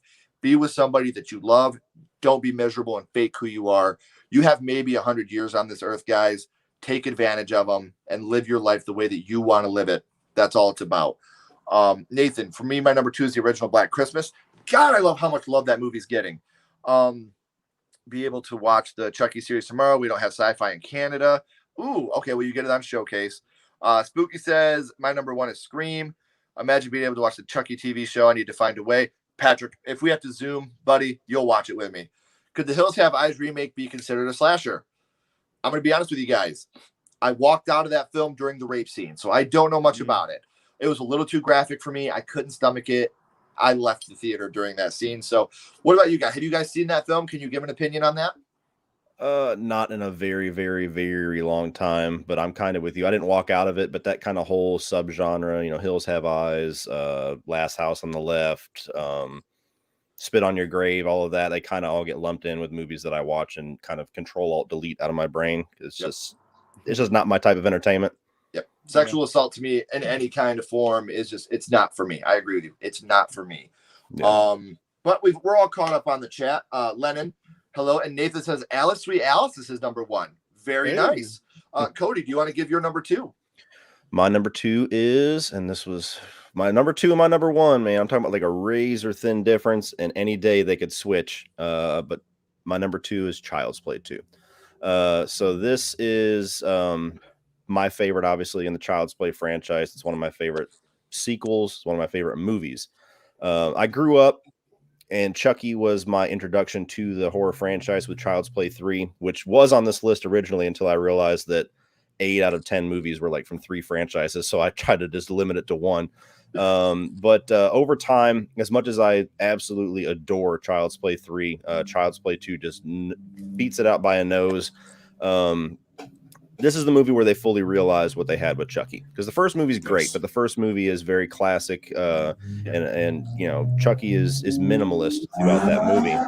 And you get to Child's Play 2, and he's the star of the show. They crank everything up to 11. His one-liners, his laugh, the amount of fun that he's having, his dark sense of humor. Alex Vincent is much better in this movie. I mean, he's a kid actor, but he's much better as an actor in this movie. I love the addition of Kyle. For somebody that's in the movie, in one movie of this franchise, I would argue that she's probably the fan favorite aside from Chucky and Alex Vincent. Yeah. So she made a big impact. The kills are great. The one, in the school. I forget that woman's name. I always try to remember it, but she's kind of made a career of being the most hated character in every movie that she's in. I mean, she almost ruins everything in Speed. She's bitching about Sparkle Motion and Donnie Darko. So the fact that Chucky gets to take her out, I always love. And that third act in the Toy Factory, man. I mean, you got the third act with this one and the third act of Child's Play 3 that are just two of the best third acts in any slashers. So I love this. As soon as Chucky realizes that his plan is foiled, he's like, all right, I'm going to fuck you two up beyond belief. So you better run. Yes. And that's the whole last 20 minutes. And I got to give some love to, you've been very naughty, Mrs. Kettlewell. So absolutely, man. Like, I love Child's Play 2. Let's catch up on the chat a little bit. How's it going, Cody and friends? John, thank you for joining us. We're so honored to have you here. It means a lot. Slashers are one of my favorite subgenres, so it'd be hard for me to curate a list. Try it anyway. It'd be fun. Does Bobby Torres have a YouTube channel? Yes, he does. Bobby Likes It Spooky, and the link is right down here in the description. So I've said it a couple times throughout the chat. The people that are coming in now, if you haven't subscribed to Cody or down here to Bobby, their links are down in the description. Please subscribe to their channels. I promise you will love their content, and they have some great stuff coming up with it being spooky season. And that Sledgehammer Horror guy's pretty cool too. So subscribe to him. He's amazing. It's tied between Halloween 2 and Mad Men. Daniel, thank you so much for the donation. Cody cannot disagree with you. You think Terminator is a better horror film than Halloween, the original? Do you not expect a little pushback? Here's my thing, Daniel. I appreciate you. I appreciate you watching. I appreciate you donating. Seriously, it means a lot to me. It's not the fact that it was a little pushback. It just, you seemed really condescending when you said it. Like you were almost like thinking smaller of Bobby because he liked Friday 5 over Halloween. I love the fact that you have your own opinion. I love that you're going to stick to your opinion, stick to your guns. I appreciate that. And I love that. It's just the way that it came off. It kind of rubbed us all the wrong way. That's it. No fighting. Like I said, we appreciate you. You're here. Even without the donation, we appreciate you. It means a lot that you're here watching. It's just the way that it came out seemed like it was being condescending towards him, and none of us liked it. That's all it was, man. Promise you. There's a huge difference between disagreeing with somebody, which not only is it okay, but I actually encourage it. There's a difference between disagreeing with somebody and coming across like your opinion is fact and everybody else is wrong. And that's kind of the tone that you had in your response. So if that was misconstrued, fair enough. Sometimes you can't read tone in text, but that's how it read. Right. And that's exactly what we're saying. We're not saying, like I said, Cody said it earlier, we don't want to fight with nobody. We just want to come here and have fun. So I'm glad you guys are having a good time in the chat. It's been very active and we appreciate it. It makes it so much more fun for us. Blumhouse was talking about doing another Thing movie with Carpenter involved. Would y'all like to see the story be taken? Somewhere else besides Blumhouse. If they use practical effects, I think I'd be okay with it. I'm one of the people that is not against remakes or reboots. I don't think they're inherently bad. I just think that you got to do it right. Make it your own. And I'll say this. I love the Child's Play remake. I think it's great. And they made it their own. You can't have another Charles Lee Ray. So why would you try? And the way they did that movie was great. The kills were awesome. The story was awesome. I loved it. I started Squid Game because you and Kylie told me to, and it's definitely a great show.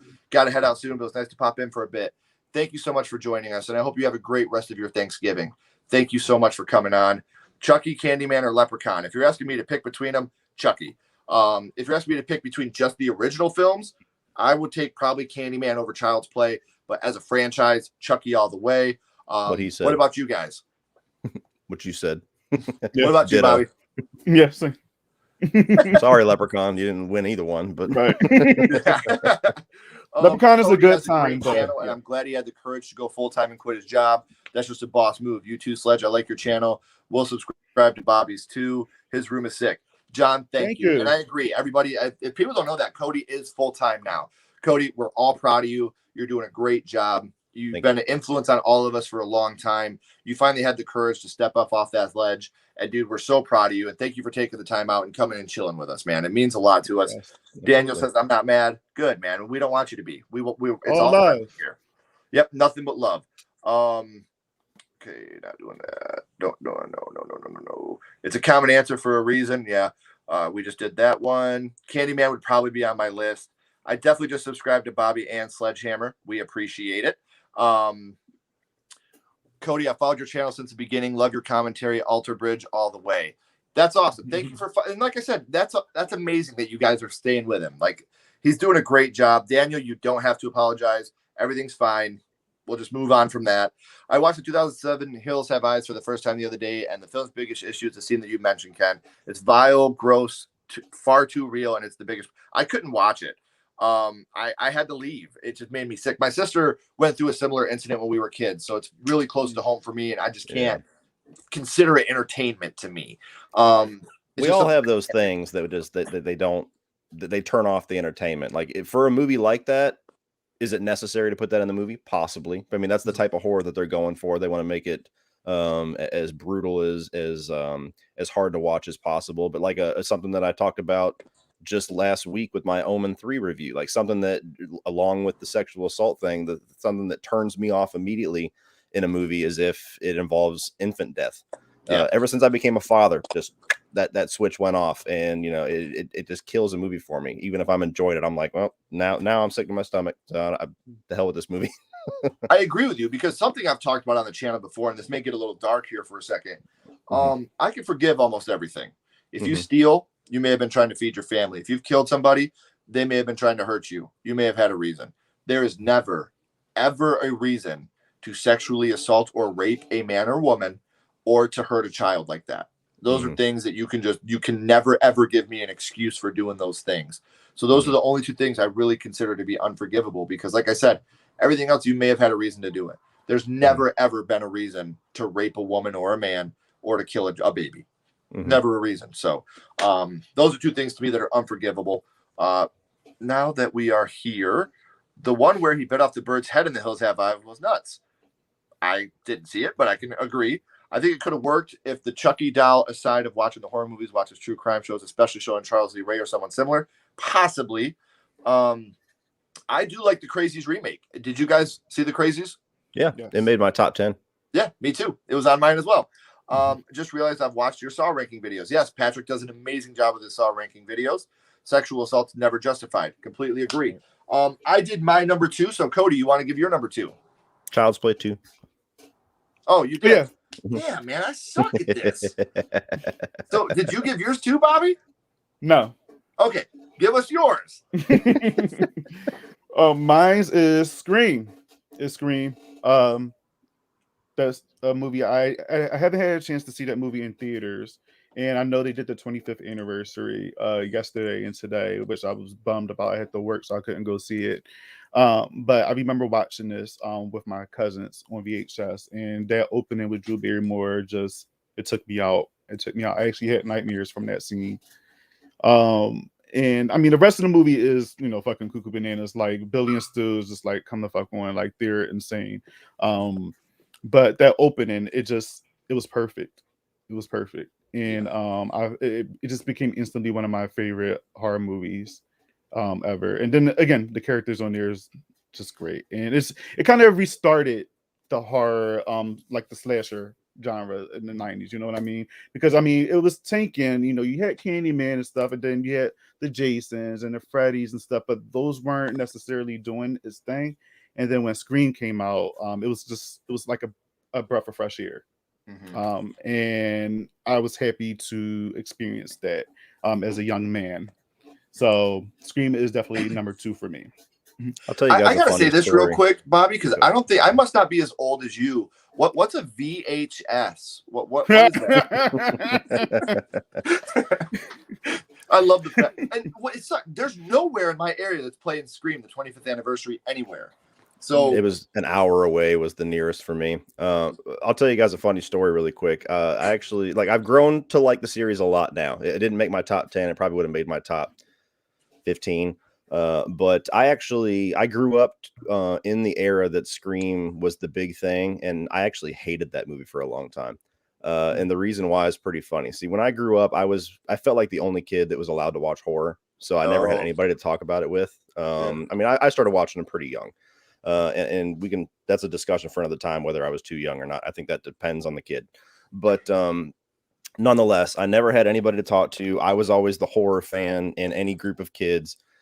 And then Scream came out in 96 and the sequel the next year, and it ruined everything because suddenly, as soon as Scream came out, I swear about 2/3 of the kids in my classroom were all dressed up as Ghostface for Halloween. And everybody was like, I'm a horror fan and I'm a horror fan. And I'm like, you don't know shit about horror. Shut up. And so like, it felt like that movie made everybody feel like they were in my club. And it used to be like this tight little exclusive thing. And so for a long time, I did not like those movies because of that. It took me almost until I was 20 years old to really start to appreciate those movies. Mm-hmm.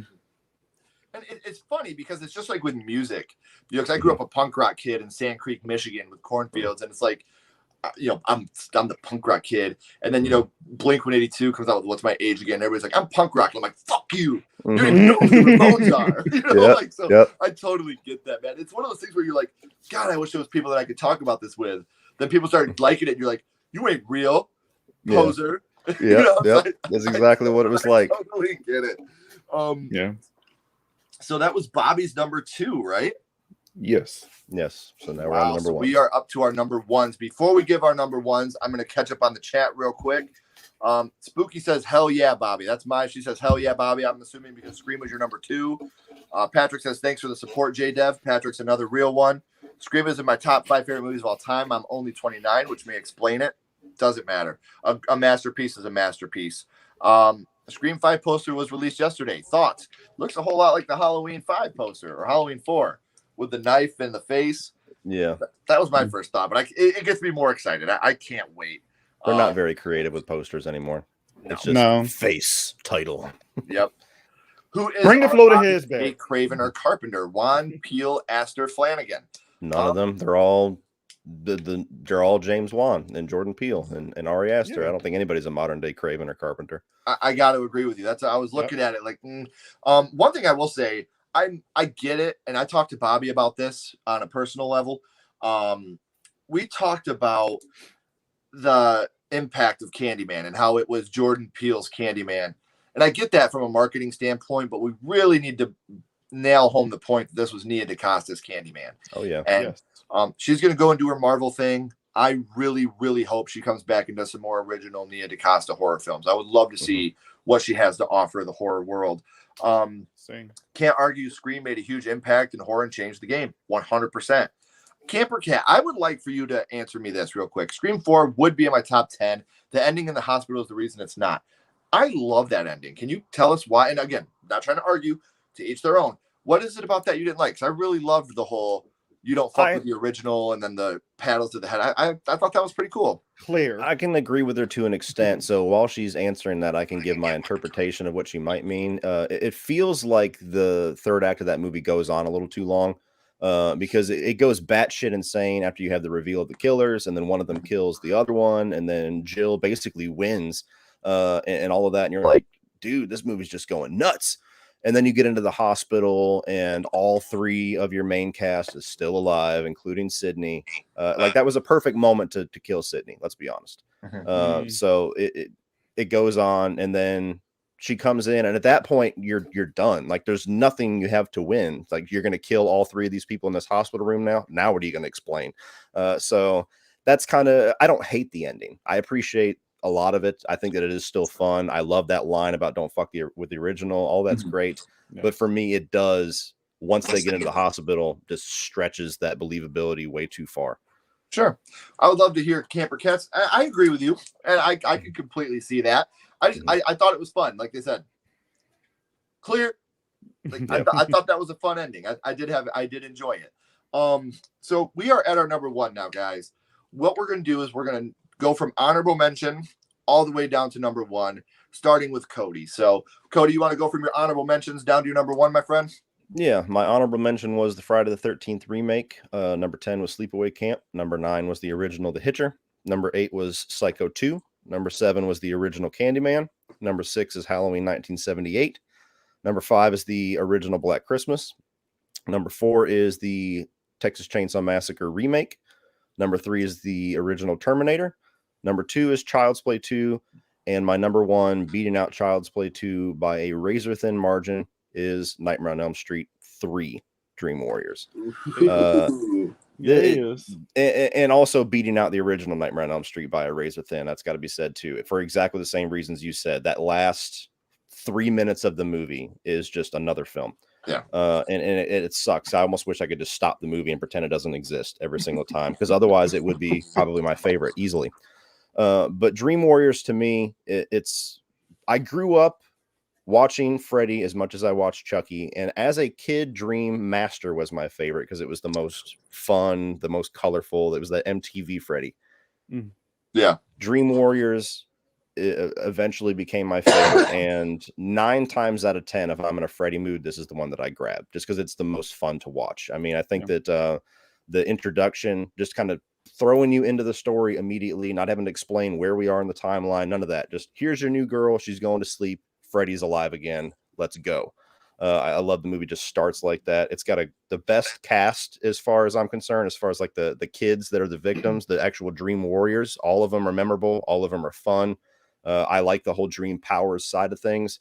I think this is where they got that perfect mix of Freddy, where he's still terrifying, he's still dark, he's still intimidating, but he has that real sick, twisted sense of humor. After this, it goes too far, and it's just kind of goofy humor, not so much sick and twisted. And it's just the soundtrack. I mean, you got Dokken in there. It's everything about this movie I love. A couple of things in the third act, they get a little bit goofy where she sees her dad's apparition and stuff like that, but that's like minor nitpicks with how much I love this film. It's my favorite. It's my favorite slasher film. Yes. And the thing, I've said this often too, and this is where I will defend. You'll never hear me do it very often. I will defend the Nightmare on Elm Street remake. In all the Nightmare on Elm Street films, the remake has the best ending. No Nightmare on Elm Street film knew how to end. Like in 3, where they throw holy water on the bones. 4, where he sees himself in the mirror. Like, they never have a good number 1. We already talked about that garbage ending. They never knew how to end it. I love the ending of the remake, where he just grabs her from the mirror and pulls her back in, and it ends. That's it. So I agree with you. I don't like the end, but I think Dream Warriors is probably the most solid in the franchise. It's not my favorite. My favorite will always be 4. But again, we talked about lines I quoted as a kid. Welcome to primetime, bitch. Oh, yeah. And a good friend of mine, Josh Eppard, he's the drummer from Coheed and Cambria. He's going to get a TV with her hanging out of it, hung up in his house. And I was like, dude, that's such a great idea. I want to bite that and totally do that. But I just think that's great. Bobby, before we count yours down, Daniel, The Shining or Hereditary, better film? Okay, I'm going to give you 2 answers here. The better film, The Shining. Which one do I like the most? Hereditary. I think that the performances in Hereditary are just absolutely amazing. I love The Shining. I love Hereditary. But I think The Shining is the better film. I like Hereditary more. What about you, Cody? The Shining is the better film, and The Shining I like more. Hereditary I thought was really good. It's one of the few A24 films that I genuinely enjoy. I thought that it was, you could argue that's the scariest film of the past 5 years, something like that. I mean, they really do a great job. Not very rewatchable for me, though. I haven't had the desire to watch it again since I saw it in theaters, where The Shining is something I could watch every single year. So love that one. Okay. What about you, Bobby? I agree. I rewatch The Shining often. Hereditary is a great film. That was a legit scary film to me as well. But yeah, Shining better film, but I probably I don't know. Now I'm thinking about, all right, Shining better film, but I do like Hereditary, so I'll say The Shining. Bob, damn, like peer pressure. I was about to go in, but I said let me just tone it down. Ready or Not, honorable mention. We may talk about that again here in a little bit. They need to end that film. Why are there 5 movies with Scream? Love it. And then let's catch up a little bit here. I just went all the way down to the bottom like a big stupid idiot. Number 1 for Patrick is Halloween 1978. It's my favorite slasher. It's my all-time favorite movie. It's a movie I watched so much as a kid. I actually wore out the VHS tape. Just when I thought you couldn't have a worse opinion than Jason X, you hit me with this, Patrick. No, I'm just kidding, man. I totally get it, man. I love it, and I'm glad. Patrick is, like I said, stand-up guy. So I'm glad that that's your favorite. It would be more shocking if the killer won in the movie because you wouldn't expect it. Well, ask the Mist. That doesn't always turn out well for them. The Descent and Trick or Treat are definitely contenders for my all-time list. We don't got to talk about Trick or Treat yet. Oh my God, it's Cody Leach. I said the same thing. Honorable mention, Maximum Overdrive. You know what? Yeah, I can see that as a truck slasher. Completely see that. I love the Nightmare on Elm Street remake. Nathan. Okay, I got to tell you guys this story. Thoughts on It Follows. If you haven't seen It Follows, let me give you just a quick wrap up. If you have sex, this thing follows you. And when you see different things, I've been married for 16 years. People ask me, if you could survive a horror movie, what would it be? And I immediately go with It Follows. Like, what would you survive? It Follows. I ain't having sex with nobody. Like, I've known my wife 16 years. I'm safe. Put me in that movie. That'd be fun. Antana says, my number one is Bride of Chucky. But, Roman, on that, I do like It Follows. It was filmed in the great city of Detroit. Hometown boy. I think It Follows is a great film. I didn't get to ask you guys, what are your opinions on It Follows? I really enjoy it. It needs a follow-up because they do leave a little bit too much unanswered to not follow it up at some point. But for what it's going for, an old school supernatural slasher that's kind of giving a commentary on safe sex, I think it's pretty brilliant. Yeah. What about you, Bobby? It's fine. I'm joking. It's a good movie. I like it. I showed it to my mom the other day, and she thinks it's like the best thing ever. And I'm just like, child, no. But it's a fun movie. Dude, we gotta get your mom on one of these streams, Bobby. Would she do it with us? Oh yeah, she would. We got it. 100%. Dude, I'm gonna DM you. I'm gonna text you after this. Hereditary for me. I like Dr. Sleep much more than The Shining. I agree. I like Dr. Sleep more than The Shining. Sorry. Yo, Sledgehammer, say you favor the Elm Street remake one more time. I got my tomatoes. Look, no, I don't favor it. I just think the ending is better. Please, no tomatoes to me. You know what I always thought would be a really badass way for that that remake to end rather than how it did is because they were doing so many callbacks to the original film. It was ridiculous. So if the one that they didn't do that felt like it was going to be the perfect ending. So you have Rooney Mara playing a character. I don't know if I want to call her Nancy, right. But Nancy in quotations, and then you have her boyfriend, and they go off to the hospital. I thought the movie would have been badass to show the boyfriend in the hospital bed after everything's good, everything's fine, we defeated the evil, and then he gets sucked into the hospital bed, and you get the blood tornado and the movie ends. That would have been dope. Do you guys think Scream 5 will be prequel? No. Nope. I think it'll be a continuation. Well, they've already shown the cast, and they've already shown production still, so no, it's it's definitely new. So Daniel likes The Shining more than Dr. Sleep. I was gonna say, Ken, don't play with me like that. Sorry, Patrick, I had to mess with you. I believe I know Cody's, but can I get everyone's quick thoughts on Trick or Treat 2007? I already talked about this, and I'm not gonna get too deep into it, but what I will say is next month I will be doing a live video of my top 10 most. Hey, we got the same. Next month, I will be doing a top 10 live list of my personal overrated horror movies. That may be not be on there. So, Sledgehammer Horror. My favorite zombie film is Tom Savini's 1990 Night of the Living Dead remake. It has better scares and atmosphere than the 68. It also has my favorite Tony Todd performance. I will say this. I think it's one of the better remakes. I was lucky enough to just have Patricia Tallman on the channel. I just had a discussion with her about her first horror movie. And I think that Patricia Tallman is absolutely a much better Barbara. She's a much more believable Barbara. And I think she actually makes it as one of my favorite final girls. She doesn't completely shut down and get useless like the other one. Rob Zombie's Halloween is better than Carpenter's. Brooke. I love you, Brooke. But you stop it. Next comment. No, I love it. Thank you for bringing your opinion. No matter how fire, I want you to burn this chat with how hot your takes are. Yes. I gotta go, Ken. Bobby and Cody. Booby. You guys rock. Thanks again for a fun stream. Have a safe one. Everybody, please be safe. Yes. That's the most important. Don't Breathe. The first one is kind of slasher horror movie. I can see that as a slasher for sure. I'm literally going to order that Funko now. See, now Funko owes you guys money. Any love for Hell House LLC, The Devil in My House, or Terrifier? Yes, I did have Terrifier on my list, and I love Hell House LLC. Absolutely love it. So now, Bobby, you want to give us your honorable mentions up to your number 1? Oh shit, yeah. So I kind of fucked up my list a little bit on notes. So I'm trying to go by memory now because my memory ain't the best. So I do remember that my honorable mentions was the Trick or Treat, the school bus massacre scene, and also Pieces. My number 10 was Your Next. I believe my number 9 was Sleepaway Camp 2. My number 8 was it? Nightmare on Elm Street 4. Number 7, I believe, was Texas Chainsaw Massacre 03. I think I'm fucking up. I'm missing something. Number 6, I think my number 6 was Black Friday Christmas. 13th 5, somewhere in there. Yeah, that was number 3. That was the further.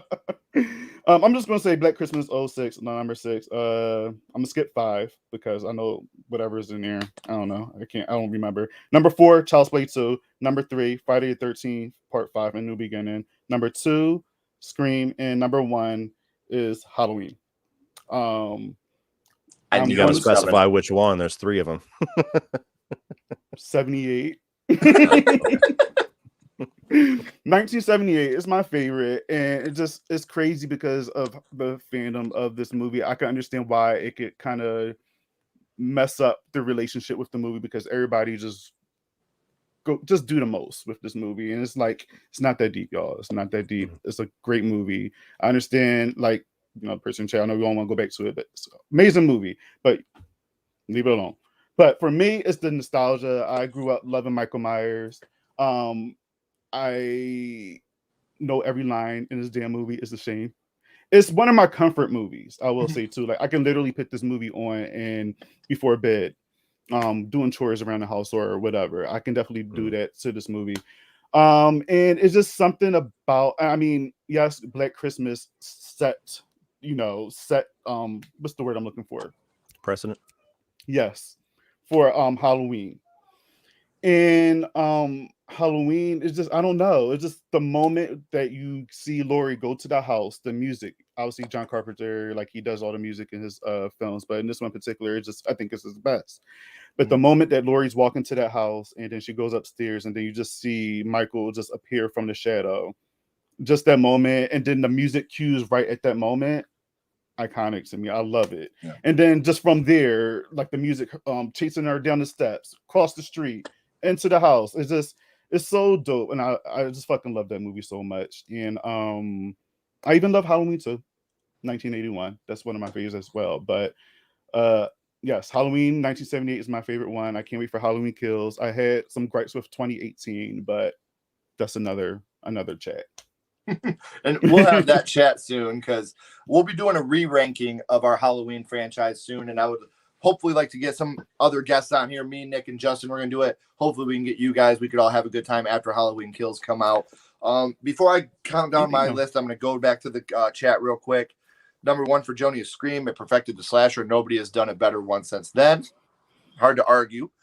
Unpopular opinion, but Rob Zombie's Halloween 2 is on my list. Brad Dourif's performance and reaction to Annie's death is a tearjerker. That's easily the best part of that film. Yes. Easily the best part of the film. What do you guys think of Society? Body horror at its finest. Disgusting. Gross. Yep. Yes. What about you, Cody? I've never seen it. It's pretty body horror. Yeah. Just think of go ahead, Bobby. Just mush people combining. Just watch it, Cody. Okay, I'm sorry. Just watch it. It's gross. It's so gross. I know it's not a horror film, but Twister is one of the scariest films I've ever seen for what's supposed to be a disaster action film. The score makes it feel like a horror film. A horror film is what you make it. Personally, that's how I've always felt. To me, Ghostbusters is a horror film. To me, Jurassic Park is a horror film. One of the scariest films I've ever seen was The Day After Tomorrow. That film scared the shit out of me. Disaster movies like that are always terrifying to me. So if it's horror is the hardest genre to lock down. For something to be a comedy, you got to make me laugh. For it to be a drama, you got to make me feel something. But what makes a movie a horror movie? It's got to have death. The Lion King has death. Mm-hmm. I mean, horror is the hardest one for me to really lock down. It's got to be scary. Pee-wee's Big Adventure scared me with Large Marge. I mean, if we're being real, horror is hard for me to lock down. Daniel says, Bobby, yes. And I knew that was coming. Yeah, I knew you was going to agree, Daniel. The whole time that Daniel was saying that, Bobby was like, yeah. You wore one of us down. He's so right. Halloween Kills was a massive mixed bag for me. But the more I think about it, the more I at least appreciate it. Patrick has got to see it already. Thank you, Patrick. I do want to say this real quick. Thank you so much, Patrick, for being a stand-up dude and not spoiling it on any social media or any chats. That's something I wanted to say real quick to everybody in the live. I have a couple things I want to close out with before I give my list, but I'm going to read the rest of the chat first. Mm-hmm. I was told I could post a link to the channel. Go ahead and post it. What's your opinions on Pet Sematary and Jeepers Creepers? Jeepers Creepers, I don't fuck with. I know you're supposed to separate art from the artist. Personally, I can't do it. I can't fuck with it. Now, I will say this about Pet Sematary. I can finally say this now. The script is fully written. My wife and I have made a Pet Sematary fan film, and it follows the kids from the remake. So you're going to learn more about the society around what the Pet Sematary is. When I seen the original trailer for the Pet Sematary remake, I got so excited seeing those kids in the masks walking, and then nothing fucking happened with them. So in my wife and I's fan film, you're going to learn a whole lot more about them and what they really mean to the town. J-Deb, I knew this was coming. Scream 1. You will see buttheads. Is it like a Beavis and Butthead thing? I don't know. Oh, maybe it's like a threat, like you will see buttheads. I hope so, Ivan. One of the most tense and horrific films ever is Saving Private Ryan. Again, horror is subjective and what you make it. Have you guys seen the horror short No Through Road? It's a really good short and it has a pretty creepy atmosphere. I have not seen it. Is it available on YouTube? If it is, I would do it. Patrick Burrow is in the house. Yes, he is, and he's amazing. I can't wait for Halloween Kills. I believe in the movie going experience and watching a film and experience everything for the first time, spoiler free. Being an Aussie, getting movies 1 to 2 months late at the moment, it sucks. I get that. Now, a couple things I wanted to say before I gave my recap down to number 1. One, if you, like Patrick just said, not everybody sees the film when we do. If you see Halloween Kills, if you watch Chucky, if you see Scream 2022, don't be an asshole. Don't post spoilers about it. You're ruining it for other people. And sometimes we need social media to get away from what's going on in our real lives. It's fun to get out there and talk to our friends that are out there. Please don't be a douchebag. Number 2, I know I've said this probably 13 times throughout the chat. It's my channel. Subscribe to Cody and Bobby. Their links are down here in the description. They make great content. I was so stoked these two agreed to join me. You won't regret subscribing to them. Subscribe to Sledgehammer Horror if you're here because of one of these other two gentlemen. And we appreciate all the time you guys have given us tonight. So my countdown. Honorable mentions. Black Christmas and The Exorcist 3. 10. Terrifier. 9. Sleepaway Camp. 8. Halloween. 7. The Texas Chainsaw Massacre. 6. Candyman. 5. The Terminator. 4. Scream. 3. Friday the 13th 3. 2. A Nightmare on Elm Street. And number 1, our friend till the end, Child's Play 3.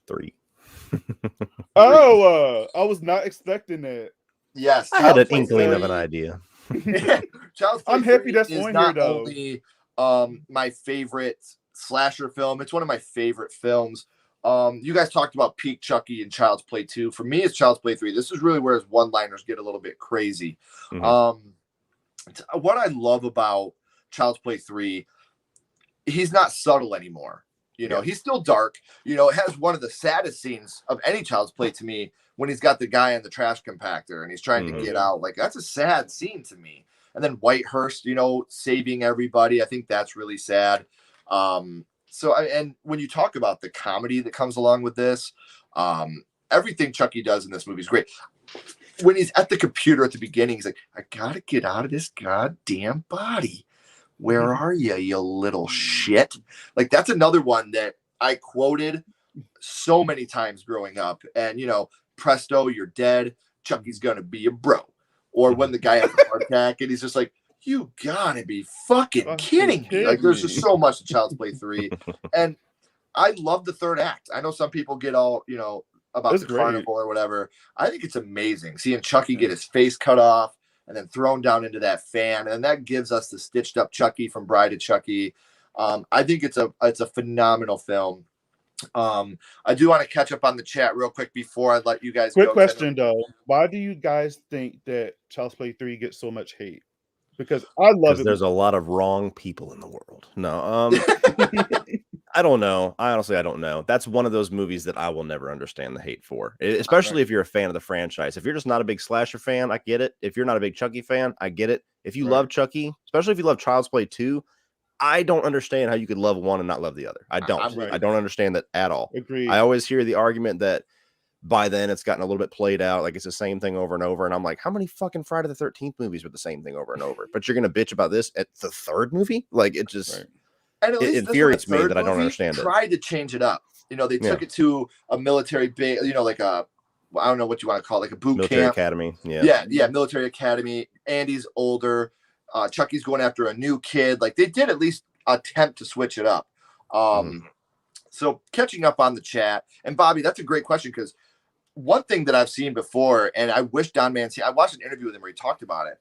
His original script had when the blood went over the vat, it was going to create multiple Chuckies, but they didn't have the budget to do that. So they went out and they, obviously stuck that in the back pocket, didn't he? Yep. I was saying he rectified that, but there's a lot that's going on. The short is on YouTube. It's got a couple sequels, and the fourth of the shorts goes batshit crazy. If you would, leave that in the comments, not in the live chat. Leave the link in the comments so we could check it out. I'd love to see it. Can't wait to see Halloween Kills tomorrow, hoping it holds up. I can't wait for you to see it either, but I also can't wait for you to be super respectful and not tell anybody about it. Thank you. You guys are so cool. I need a new rec movie. Thank you so much for your donation, Lennon. For real. Thank you. It means a lot. And I wouldn't mind a new rec movie. I just subscribed to the channel. Awesome stream. Thank you. I hope you did subscribe to these two gentlemen as well. Kenneth, are you a fan of any of Rob Zombie's films? No. I respect Rob Zombie. I think that Rob Zombie is a great director. I think that he is a great musician, but all his films are very music video-esque to me. And they're all kind of the same to me. It's like the same type of cast, I get you can say that about everything, but I'm not a huge fan of Rob Zombie's films. I'm very excited to see what he does with the Munsters, but I would never bash it. Rob Zombie has a great following. He's great at what he does. It's just not for me personally. So I want to see him direct a movie that somebody else writes. What's that? I want to see him direct a movie that somebody else writes. I could go with that. And it's the funny thing to me is like how everybody's like, oh, why does he got to put his wife in every movie?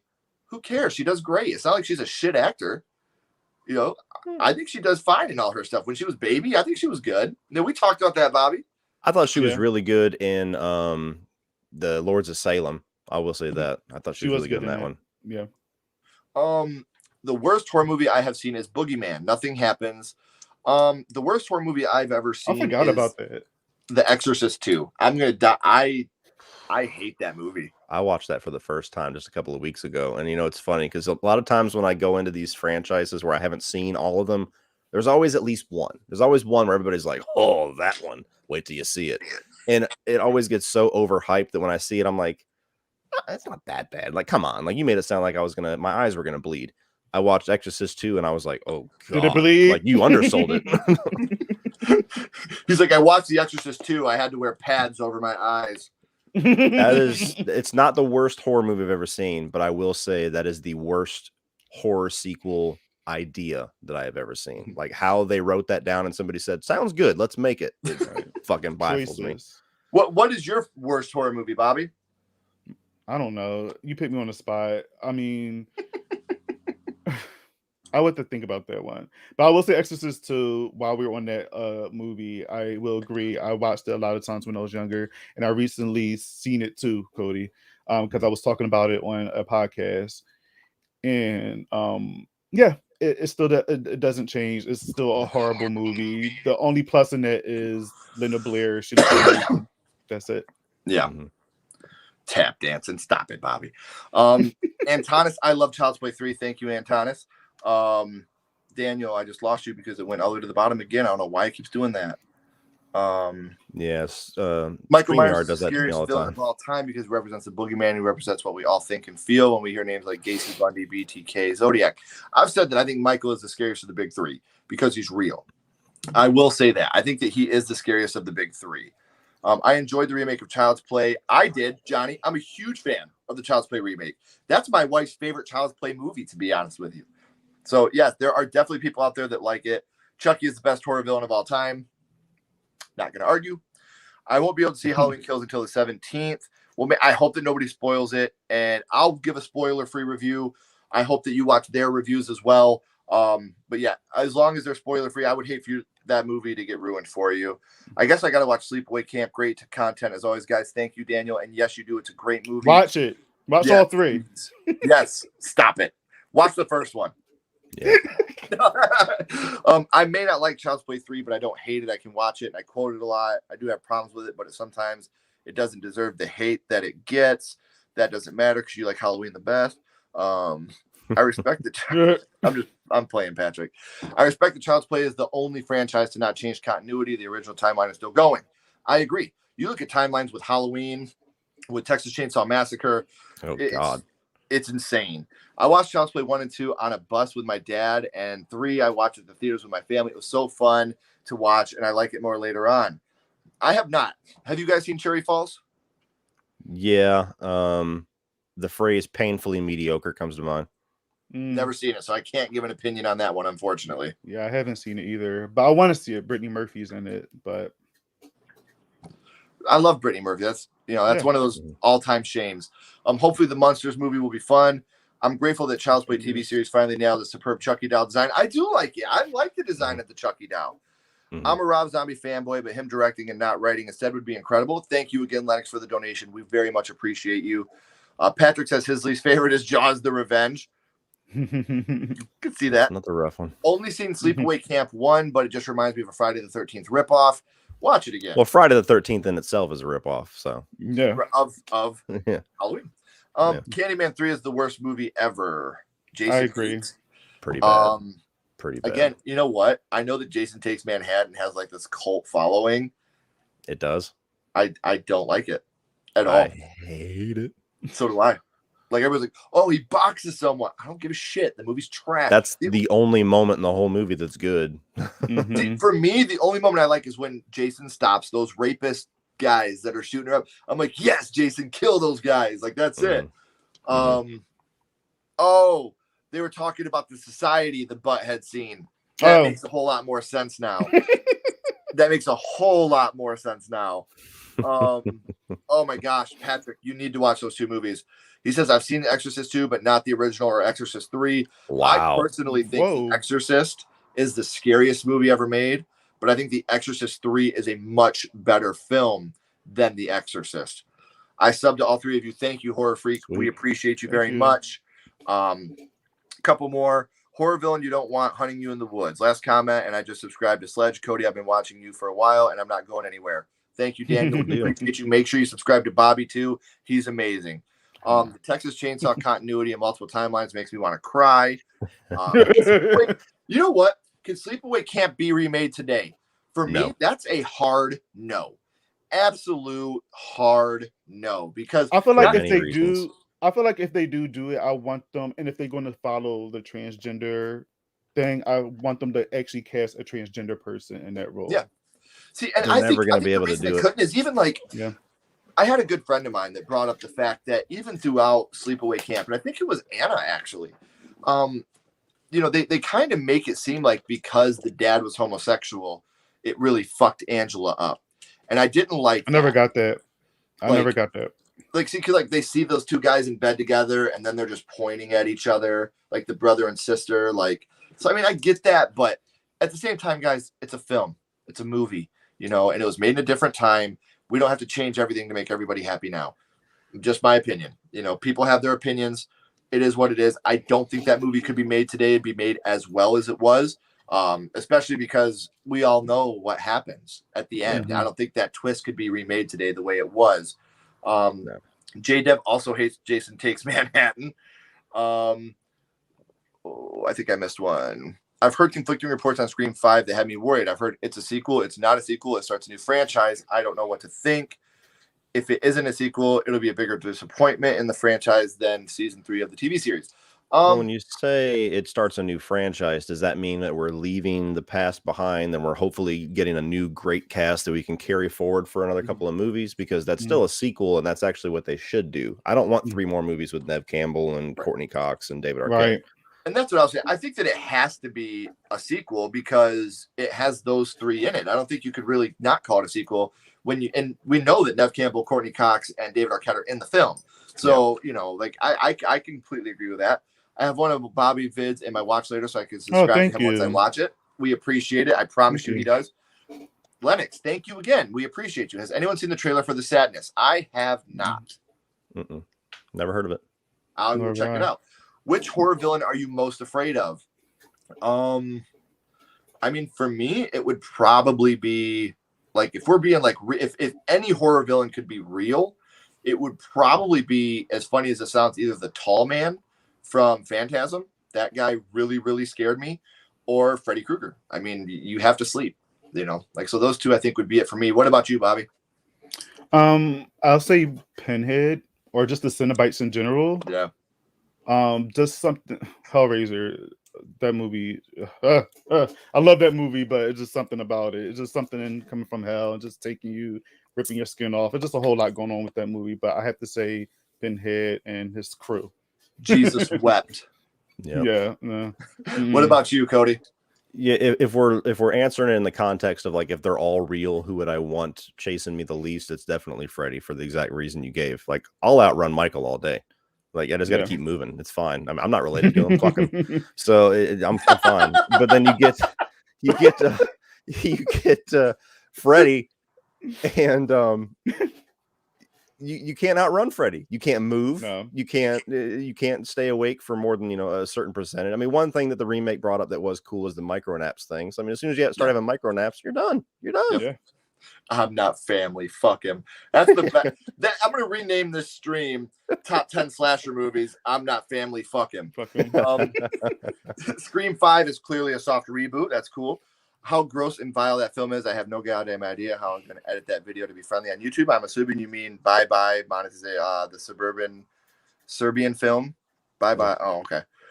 Do you think Saw is the worst franchise because each one does more nothingness? No. I don't think Saw is the worst franchise. I actually love a lot about that franchise. What was that? Wrong turn. Oh yeah. Yes. I don't know, man. Like honestly, I think I gotta go Candyman. Son of a bitch. Texas Chainsaw. James Jude Courtney or Derek Mears.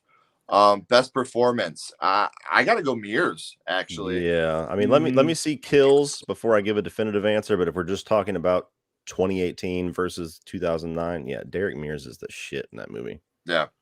Jay Dev says it's a sequel. I'm assuming we're talking about Scream. Lennox, thank you. It's one of the craziest trailers I've seen. So we all got to check out the trailer to The Sadness. Sub to Bobby now, like his taste.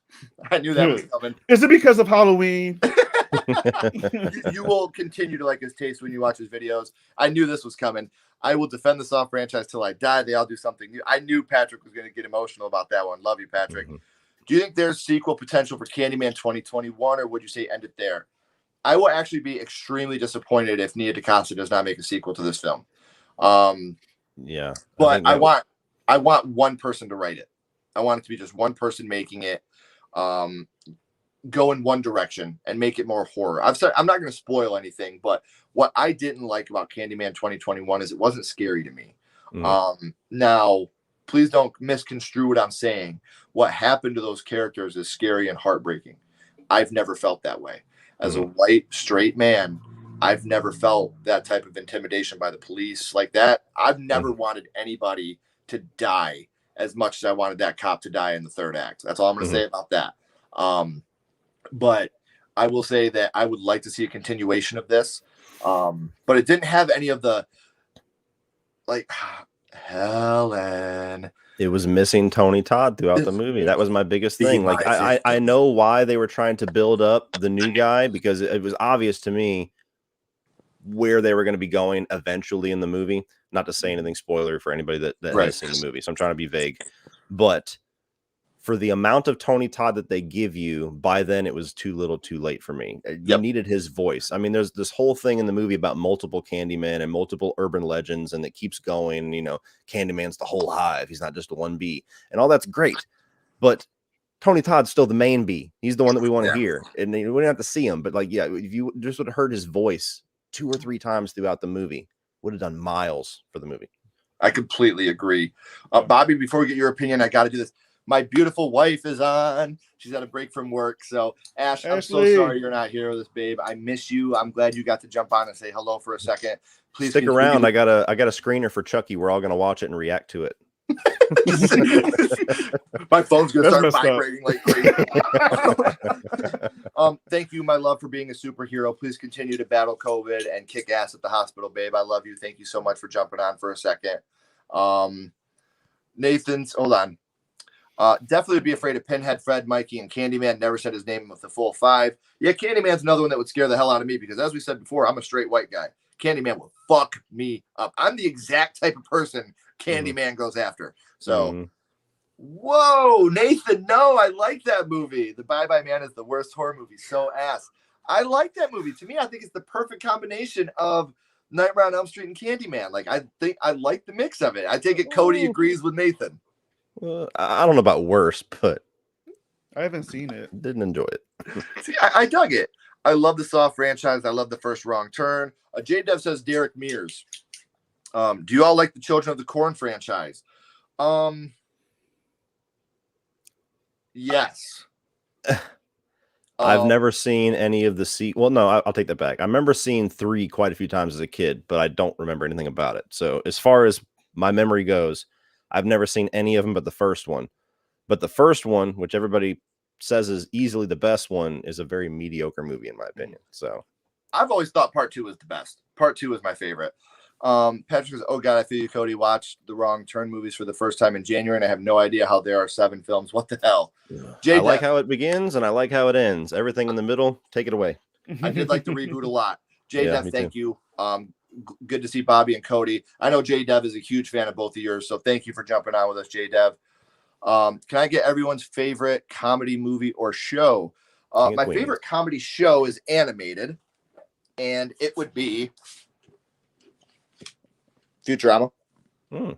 And my favorite comedy movie would probably, I think it's Pee-wee's Big Adventure. I think it's just like mine too. Yeah, I think it's just like so close to a perfect movie. I love it.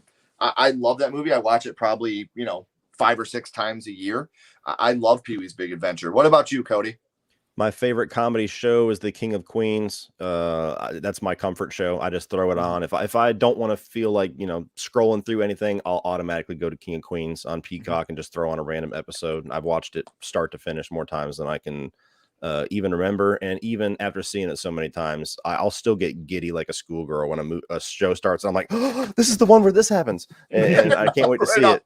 So I love that. And my favorite comedy movie is actually one that I think deserves more attention. That's Midnight Run with Robert De Niro and Charles Grodin.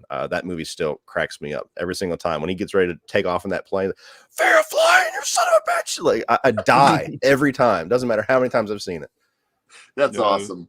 See, and now it's not all about horror. We love horror, but we love everything else. So you said Pee-wee's Big Adventure, Bobby. What about show? Reno 911. That movie. I mean, that show. Well, the movie too is ridiculous, but the show. My comfort show, I watch it almost all the time. They're so ridiculous. Those cops are just so foolish. They're a mess. I watch it. The one that's always rollerblading. Yeah, and then my favorite is Trudy Weigel because she's just like not the brightest person. And just the movie when they're in Miami is just, oh my gosh. Yeah. I never laughed so hard in my life. Never. I miss you too, babe. I wish you were here. I can't wait till you're back for the next one. You're in a bar fight. Which horror villain you want get in your bag? Jason Voorhees. Does Pinhead have the power with his chains, or is it real life where he has to just fight with his fists? Well, and Dead by Daylight he does. So you got to give him. You got to give him his powers. Yeah. Okay. Yeah. So, either him or Jason Voorhees. I don't think Freddy would be much help in a bar fight. But. Right. Nah. Freddy'd be drinking at the bar. Right. What about you, Bobby? Who you getting to have your back? Victor Crowley, just fucking people up, ripping his off. Very nice. Throw him. He'd accidentally hit you. Right. I have not seen this movie. Have you guys seen Manga Pumpkin Night? Mm-mm. Have not seen it. Candyman did not need like 3 different Candymen. That was uncalled for and lame. I disagree. I like what they were doing with it, but they needed more Tony Todd to balance it out because you felt disappointed that you were seeing all the other ones. Yeah. I don't like how it goes in so many different directions. If they would just, I don't know. That's a story for another day. The amount of times I've made fun of the Bye Bye Man in videos, especially that weird flashback with Lee Winnell. Thanks a lot, Patrick. You son of a bitch. Cody, I can't wait for your Halloween Kills review. I hope it can improve things for you that you took issues with in 2018, and it's just an overall awesome film. I hope Evil Dies Tonight. I can tell you guys right now that I'm so excited for that movie. The one scene in the trailer where she's like, "You want your mask, Michael? Come and get it." Like that right there gave me the emo goosebumps. Like I was like, "Oh, Judy Greer, you're my Karen. You can ask for my manager anytime." J-Dub says Big Bang Theory and Van Wilder. Write that down. Just rewatched Curse of Chucky. Still can never understand why Chucky is just stuffing with no blood. Who knows? Yeah, I didn't mind Curse of Chucky. I know a lot of people shit on that one too, but I didn't mind it. I really like Curse of Chucky. Yeah. You did like it? Yeah, I really did. I mean, it doesn't help that it comes after Seed, so anything looks better after that. But yeah, Curse is. If I was to give like most of the franchise like an A, that one's like a B- to me. Sure. Okay. Yeah, I liked it. My favorite comedy probably is Blazing Saddles.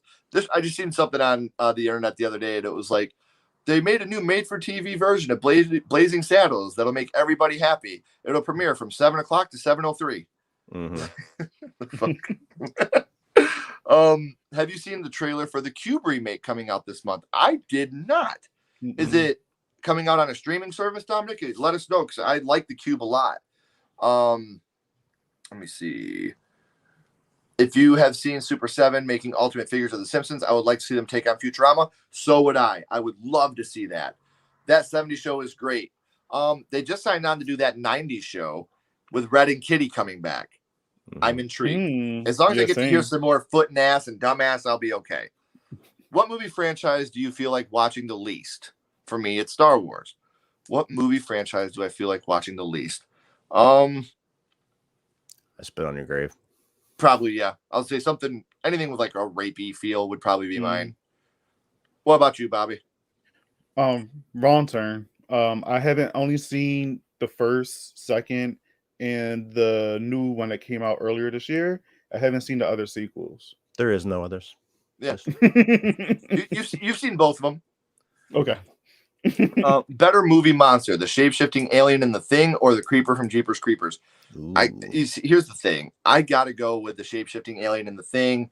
I get separating art from the artist. I can't support anything Jeepers Creepers, guys. I'm so sorry. I know they sold the rights, and maybe this new movie will get me on the board with it, but you guys know the Victor Salva thing, so I can't, that's something. This is just me personally. I got to go with the shapeshifter because of that reason. I've seen the first Jeepers Creepers. I thought it was good. Justin Long and the cast and the crew, they all did amazing, but I just can't be supportive of anything with that movie. What about you guys? Yeah, I mean, I'm a big fan of Jeepers Creepers, despite all of that. I respect the whole thing with, separating the artist. That's one movie where I loved it so much for so long before I even knew anything about that it's impossible for me to retroactively remove that love. Sure. But even with that being said, it's The Thing. I mean, it's not even close. Right. What about you, Bobby? Yeah, The Thing 100%. And it's a shame because I love the Creeper from Jeepers Creepers. I love both movies, but I can't go back and watch those movies again just because and it's like I try my best to separate artists from art and stuff, but with that in particular, it's just like now I'm gonna just think that, and I don't want to think that. So I look at my 3 kids, and that makes me sick to my fucking stomach, man. So, Patrick says, I honestly can't wait to see everyone's reactions to Halloween Kills. There's so much to talk about, and there are so many moments that had my jaw hit the floor. I can't wait to talk about it either. Does Myers need to be unmasked for the 4th consecutive film in a row? No. No. I just take Norman Bates to the bar with me to take a load off. The man needs it. Touche. We're gonna do a couple more chats, guys, and then we'll head out because I know Cody's got his kids. I know Bobby's got other shit to do. I appreciate you guys coming out here with me for so long. What single slasher movie do you guys think could have become a franchise? The Burning. Never seen The Burning. The Burning. It's one of those classic slasher movies where the slasher himself is not all that memorable, but it's a really good camp slasher that has one of the best kill scenes ever on the raft. That one has Jason Alexander in it, right? Yeah, it's got Jason Alexander. It's got one of the guys from Fast Times at Ridgemont High. A lot of 80s actors are in that movie that you'll recognize. But yeah, it didn't become a franchise because the killer Cropsey is not memorable at all. See, I think that I really I can't say it because it's about to have the sequel release, but Terrifier. I'd like to see that continue. And there is going to be something, like I said, I had David on the show and we talked off a little bit. There's something in this film that's going to blow you guys away. So I'm very excited for you guys to see Terrifier 2. Ooh. After this Halloween trilogy, would y'all like to see them go back to the anthology idea and maybe give Michael a break? Do you think that would work today? No, absolutely not. They seen what that did with Halloween 3. It ruined a perfect film because they called it Halloween 3. The mass majority of people are going to hear Halloween. They're going to see no Michael Myers. They're going to shit on it. So I just don't think it could work. And Halloween 3 Season of the Witch, which is a great movie in my opinion, was ruined because of that. Gory Bits made it. Glad you could hang out with us, buddy. Question. So Halloween 3, was y'all, I know y'all said no to a movie, but how would y'all feel if it was made into like a show, like a series, like a Netflix series, so it's like an anthology series, and maybe it got like maybe different, obviously different episodes, different stories each episode. I would be fine with that. Yeah. Well, and maybe little tidbits that tie into Halloween. Yeah. I've said a few times, like, I love Season of the Witch. I think it's an awesome movie, and I think it's a shame, like you said, that it's called Halloween. If it was called Season of the Witch, it would be hailed amongst like the best 80s horror films, and it would be a classic. But if they were ever going to do that idea, be it a TV show or a movie, if it was ever going to work, it was going to work then. Nowadays, now that Blumhouse has it, Blumhouse tends to really drop quality whenever they focus on quantity. So if they were going to do a TV show, or if they were going to do a thing where they do a Halloween movie and then, like, you know, Haddonfield anthology the next year, whatever they want to call it, as like a side spinoff, as soon as they start cranking it out like they do The Purge and all that other stuff, you would hate the movies by the third one. Sure. So I don't quite subscribe to Blumhouse for quality yet. Right. Let's do a couple more. I'm going to finish up the chat real quick. Cody, does it disappoint you that the new Jeepers Creepers trilogy is a reboot and the storyline of Trish wanting to avenge her brother will be left unsolved? Not after the third movie, because the third movie absolutely destroyed that as it is. So I'm totally fine with them wiping it clean and doing something different, because the Creeper's just too badass to let him die. Daniel, Signs or Sixth Sense? Don't let me down, Bobby. Me personally, I think that The Sixth Sense is the better film, but I personally like Signs more. I really enjoy Signs a lot. The Sixth Sense, I think, is great. I think it's phenomenal, but there's something about Signs. Joaquin Phoenix, I think, is fantastic in that movie. I love the part where he sees the alien, and like I think that part scared me so bad as a kid. So since this was directed at you, Bobby, I should have let you answer first and not be a dickhead. But what do you pick, Bobby? Okay, Signs. I like The Sixth Sense, but Signs all the way. What about you, Cody? I agree. Sixth Sense, I think, objectively is probably the better movie. I mean, that one, if it didn't win an Oscar, it could have. But Signs was the first movie I ever saw 3 times in theaters. It's one of my favorites ever. Nice. I can't watch Clown House. The Burning kicks ass. Nathan says I'm gonna have to check this movie out. I agree with this. It makes me sick to my stomach knowing what happened in the background. I'm assuming this is about Jeepers Creepers. Correct me if I'm wrong, linking, but I'm assuming that. Leslie Vernon, I'm assuming that was for a franchise. That would be a lot of fun. Anyway, Ken, Bobby, Cody, been amazing being here and joining you all. Been an amazing and fun stream, and I hope you have a fantastic rest of your day and night. You too, Patrick. Thanks for coming on, buddy. It means a lot to me. He'll be here soon on the next stream. Linking, I love The Burning. I got to check this out. Personal favorite video game adaptation. Mine is Street Fighter 294. I'm keeping my expectations in check with the new Resident Evil movie. My personal favorite video game adaptation. I'll let you guys answer that first because I don't know. I still have a lot of guilty pleasure with the original Mortal Kombat.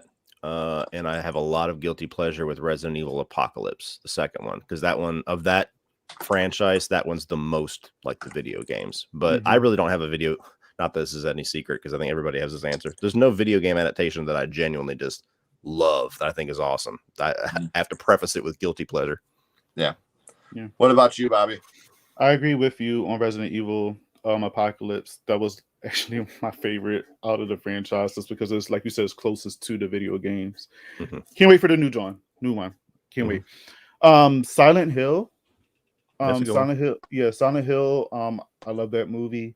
I played that video game a couple of times when I was a kid. So I don't really remember too much about it, but I don't know. I think that's like one of the best video adaptation games that's made into a movie. So I'll say Silent Hill. Detective Pikachu. I love that movie. That's mine. A good one.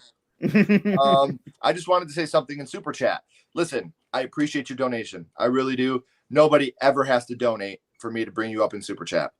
Ever. I will gladly bring this up. Let everybody say whatever they want. You never have to pay to do that. I appreciate it, and it means a lot to me. But I'll bring it up no matter what, because I appreciate you guys being here. Thanks for agreeing. CM Myers look like he's 80 as a turnoff. Yeah. Silver Shamrock is the reason for the season. Hey, I love it.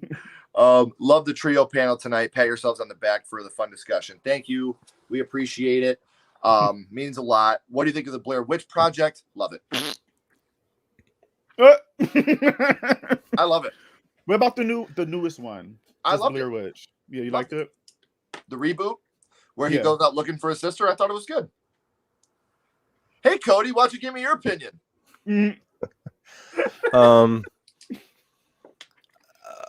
I've never liked it. I think that is in competition for my answer for most overrated horror film. To me, if you didn't watch it when it first released, when they had that brilliant marketing of this is real, this is a real documentary, all of that stuff, for a lot of people that saw it in the theaters, makes them have a lot of love for it and a lot of nostalgia for it.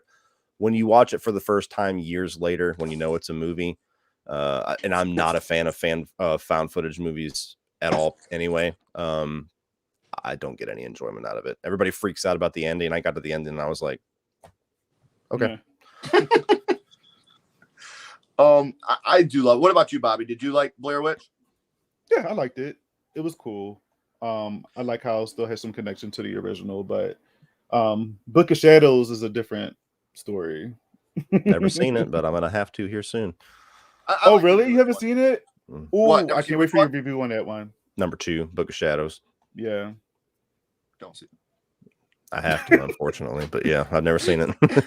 Psycho in 4K. The HD is so nice. Great restoration and uncut. How does Vince Vaughn look in it? Does he look good in the HD 4K version of Psycho? Sorry. And Haish's butthole and all of your 1080p glory. Oh my god. I'm cautiously optimistic. I hope that it's good. I thought that trailer was so exciting for me. Yes. I just hope the movie's not all fan service and they forget to tell a good story. But from the trailer, it looks like the people in charge either did the serious homework to know that to the franchise in and out, or they are genuine fans, which always makes me happy. Yeah. Yes. What about you, Bob? I agree. The previous movies just took like a fucking far left on Hollywood. The fucking it was just I couldn't deal. Mila Jovovich is amazing. I love her, but child, no. But this trailer really got me excited. Like it's like they're going back to the roots where it's supposed to be, and I just can't wait for it. I'm excited. I can't wait. I mean, they took 2 words out of an easily missable just letter that you can find in the first game and made a scene out of it in the trailer. Yes. It's just like, that's just, itchy taste. You're like, oh my god, they're real fans. Yes. Linking says I prefer Signs. We all did. The real question is Sixth Sense or Stir of Echoes. I don't know. I'd probably say Stir of Echoes for me personally. I cried at that movie. I cried at Stir of Echoes. It was sad. What about you, Cody? Stir of Echoes. I love that movie. See, I've heard this a lot. I honestly dislike The Sixth Sense other than the ending. I've heard a lot of people that do not like that movie until the ending. You guys rock. Thank you so much. Recommended. Hey guys, can you please explain to me? Okay, I talked to Victor Miller about this. Stage 1 is done. Victor won stage 1. We are a long ways off from getting any new Friday the 13th material. You're still looking at a long time. That's just how these things play out. I'm very happy that Victor Miller won stage 1. I think that he deserves to have his name on this. Everybody's looking at him like a dick. I don't think he is. He wants his name on this product. You know, like he started Friday the 13th. His mother and his brain was Pamela Voorhees, and he was Jason. He was in a military family. He moved from base to base to base, got picked on, and he looked at his life and made it into that art. He fictionalized what was real life to him. Yeah, sure, he wasn't a part of 2, 3, 4, 5 when Jason was there and got the mask or the sack head, but it was based on a character that he created. Victor Miller deserves to have his name on this. So I'm very happy that he won stage 1, and I really hope that we do eventually get some more Friday the 13th material. I'm sure you guys can agree with that. We need more Friday the 13th material. Yes. 09 was amazing, and I would love to see what they do from there. Great. Let me see. Sorry, I missed a super chat. You never missed them. I think that was the one that we just caught up on. Sorry, it's taking me a while to get down there, buddy. I didn't mean to miss you. I promise you we're going. Doom, I know Doom. I didn't like the Doom film. Did you guys? I haven't seen it since a year or so after it came out. I enjoyed it at the time, but it's not Doom. Right. How about a Star Wars horror film?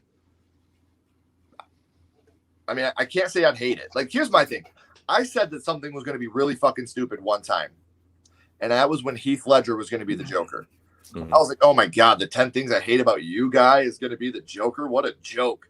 Look how much of an asshole I turned out to be. So I'll give everything a chance. What if Richard Brake played Freddy Krueger? I mean, butterfly effect. We might have had one movie and done. So, I mean, the Blair Witch Project isn't necessarily good. Really appreciate you, Ken, for doing this top slasher stream. Had an amazing time with you three. Nathan's the one that inspired this. I asked on my last live chat what people wanted to see next, and Nathan was the first one to respond with our top favorite slashers. And right after that episode ended, I got a DM from JDev asking me to get Cody and Bobby on. So you guys were the two I reached out to first. You were gracious. Oh, shit. Yes. So I really appreciate you guys coming on. I don't like found footage either. The only one I like is Cannibal Holocaust. I've never seen it because I've heard things that it would not be fun for me. Too much Alice. Completely agree. The goth chick is thick as fuck. I think we're talking about Blair Witch 2. Book of Shadows. Yes, Cody, rest in peace, Book of Shadows to the shreds. Oh, yeah, rip Book of Shadows to threads. I can't wait to see your review on it. Right. Devin, thank you for understanding. I promise you I was not trying to skip you. But just like always, Devin, I want to thank you so much for the donation. But anybody, if you're in these chats with me, you never have to pay money for me to bring up your chat. I will talk with you. That's why we're here. We want to talk to each other, but we want to talk to you as well. Thank you so much for the donation. It means a lot to me. Every single dollar, every single penny that comes into this channel gets put back into the channel. So thank you guys for your donations. It goes right back into product and stuff I can use for the channel. In 2 weeks, my wife and I are going to Salem, Massachusetts, and we are writing our first real screenplay that's not a fan film on Giles Corey, who was the only male witch ever executed in the United States. It's going to be a horror film about Giles Corey coming back today. Imagine if Hocus Pocus was dark as shit, and that's what this would be. Nathan said, you guys kick ass. How long has this been going for? Entirely too long. So we are going to sign off now, guys. I know these guys have a life. So thank you for joining me. I'm going to say this one last time. 100% slasher. I agree. If we missed your chats, guys, I'm sorry. We tried to keep up with it, but it's been going for 2.5 hours. These guys were gracious enough to take that time out to hang out with us. Thank you so much, guys, for hanging out. We appreciate it. One last time, if you're watching this on a replay, you've already heard it 700 times. If you're late to the chat, subscribe to Cody and Bobby. Subscribe to Sledgehammer Horror. Please check out their content. They have a lot of cool shit coming up here in the next couple of weeks. So thank you guys all for coming out. Keep talking horror. Stay what you are. And we'll see you guys soon. Bye.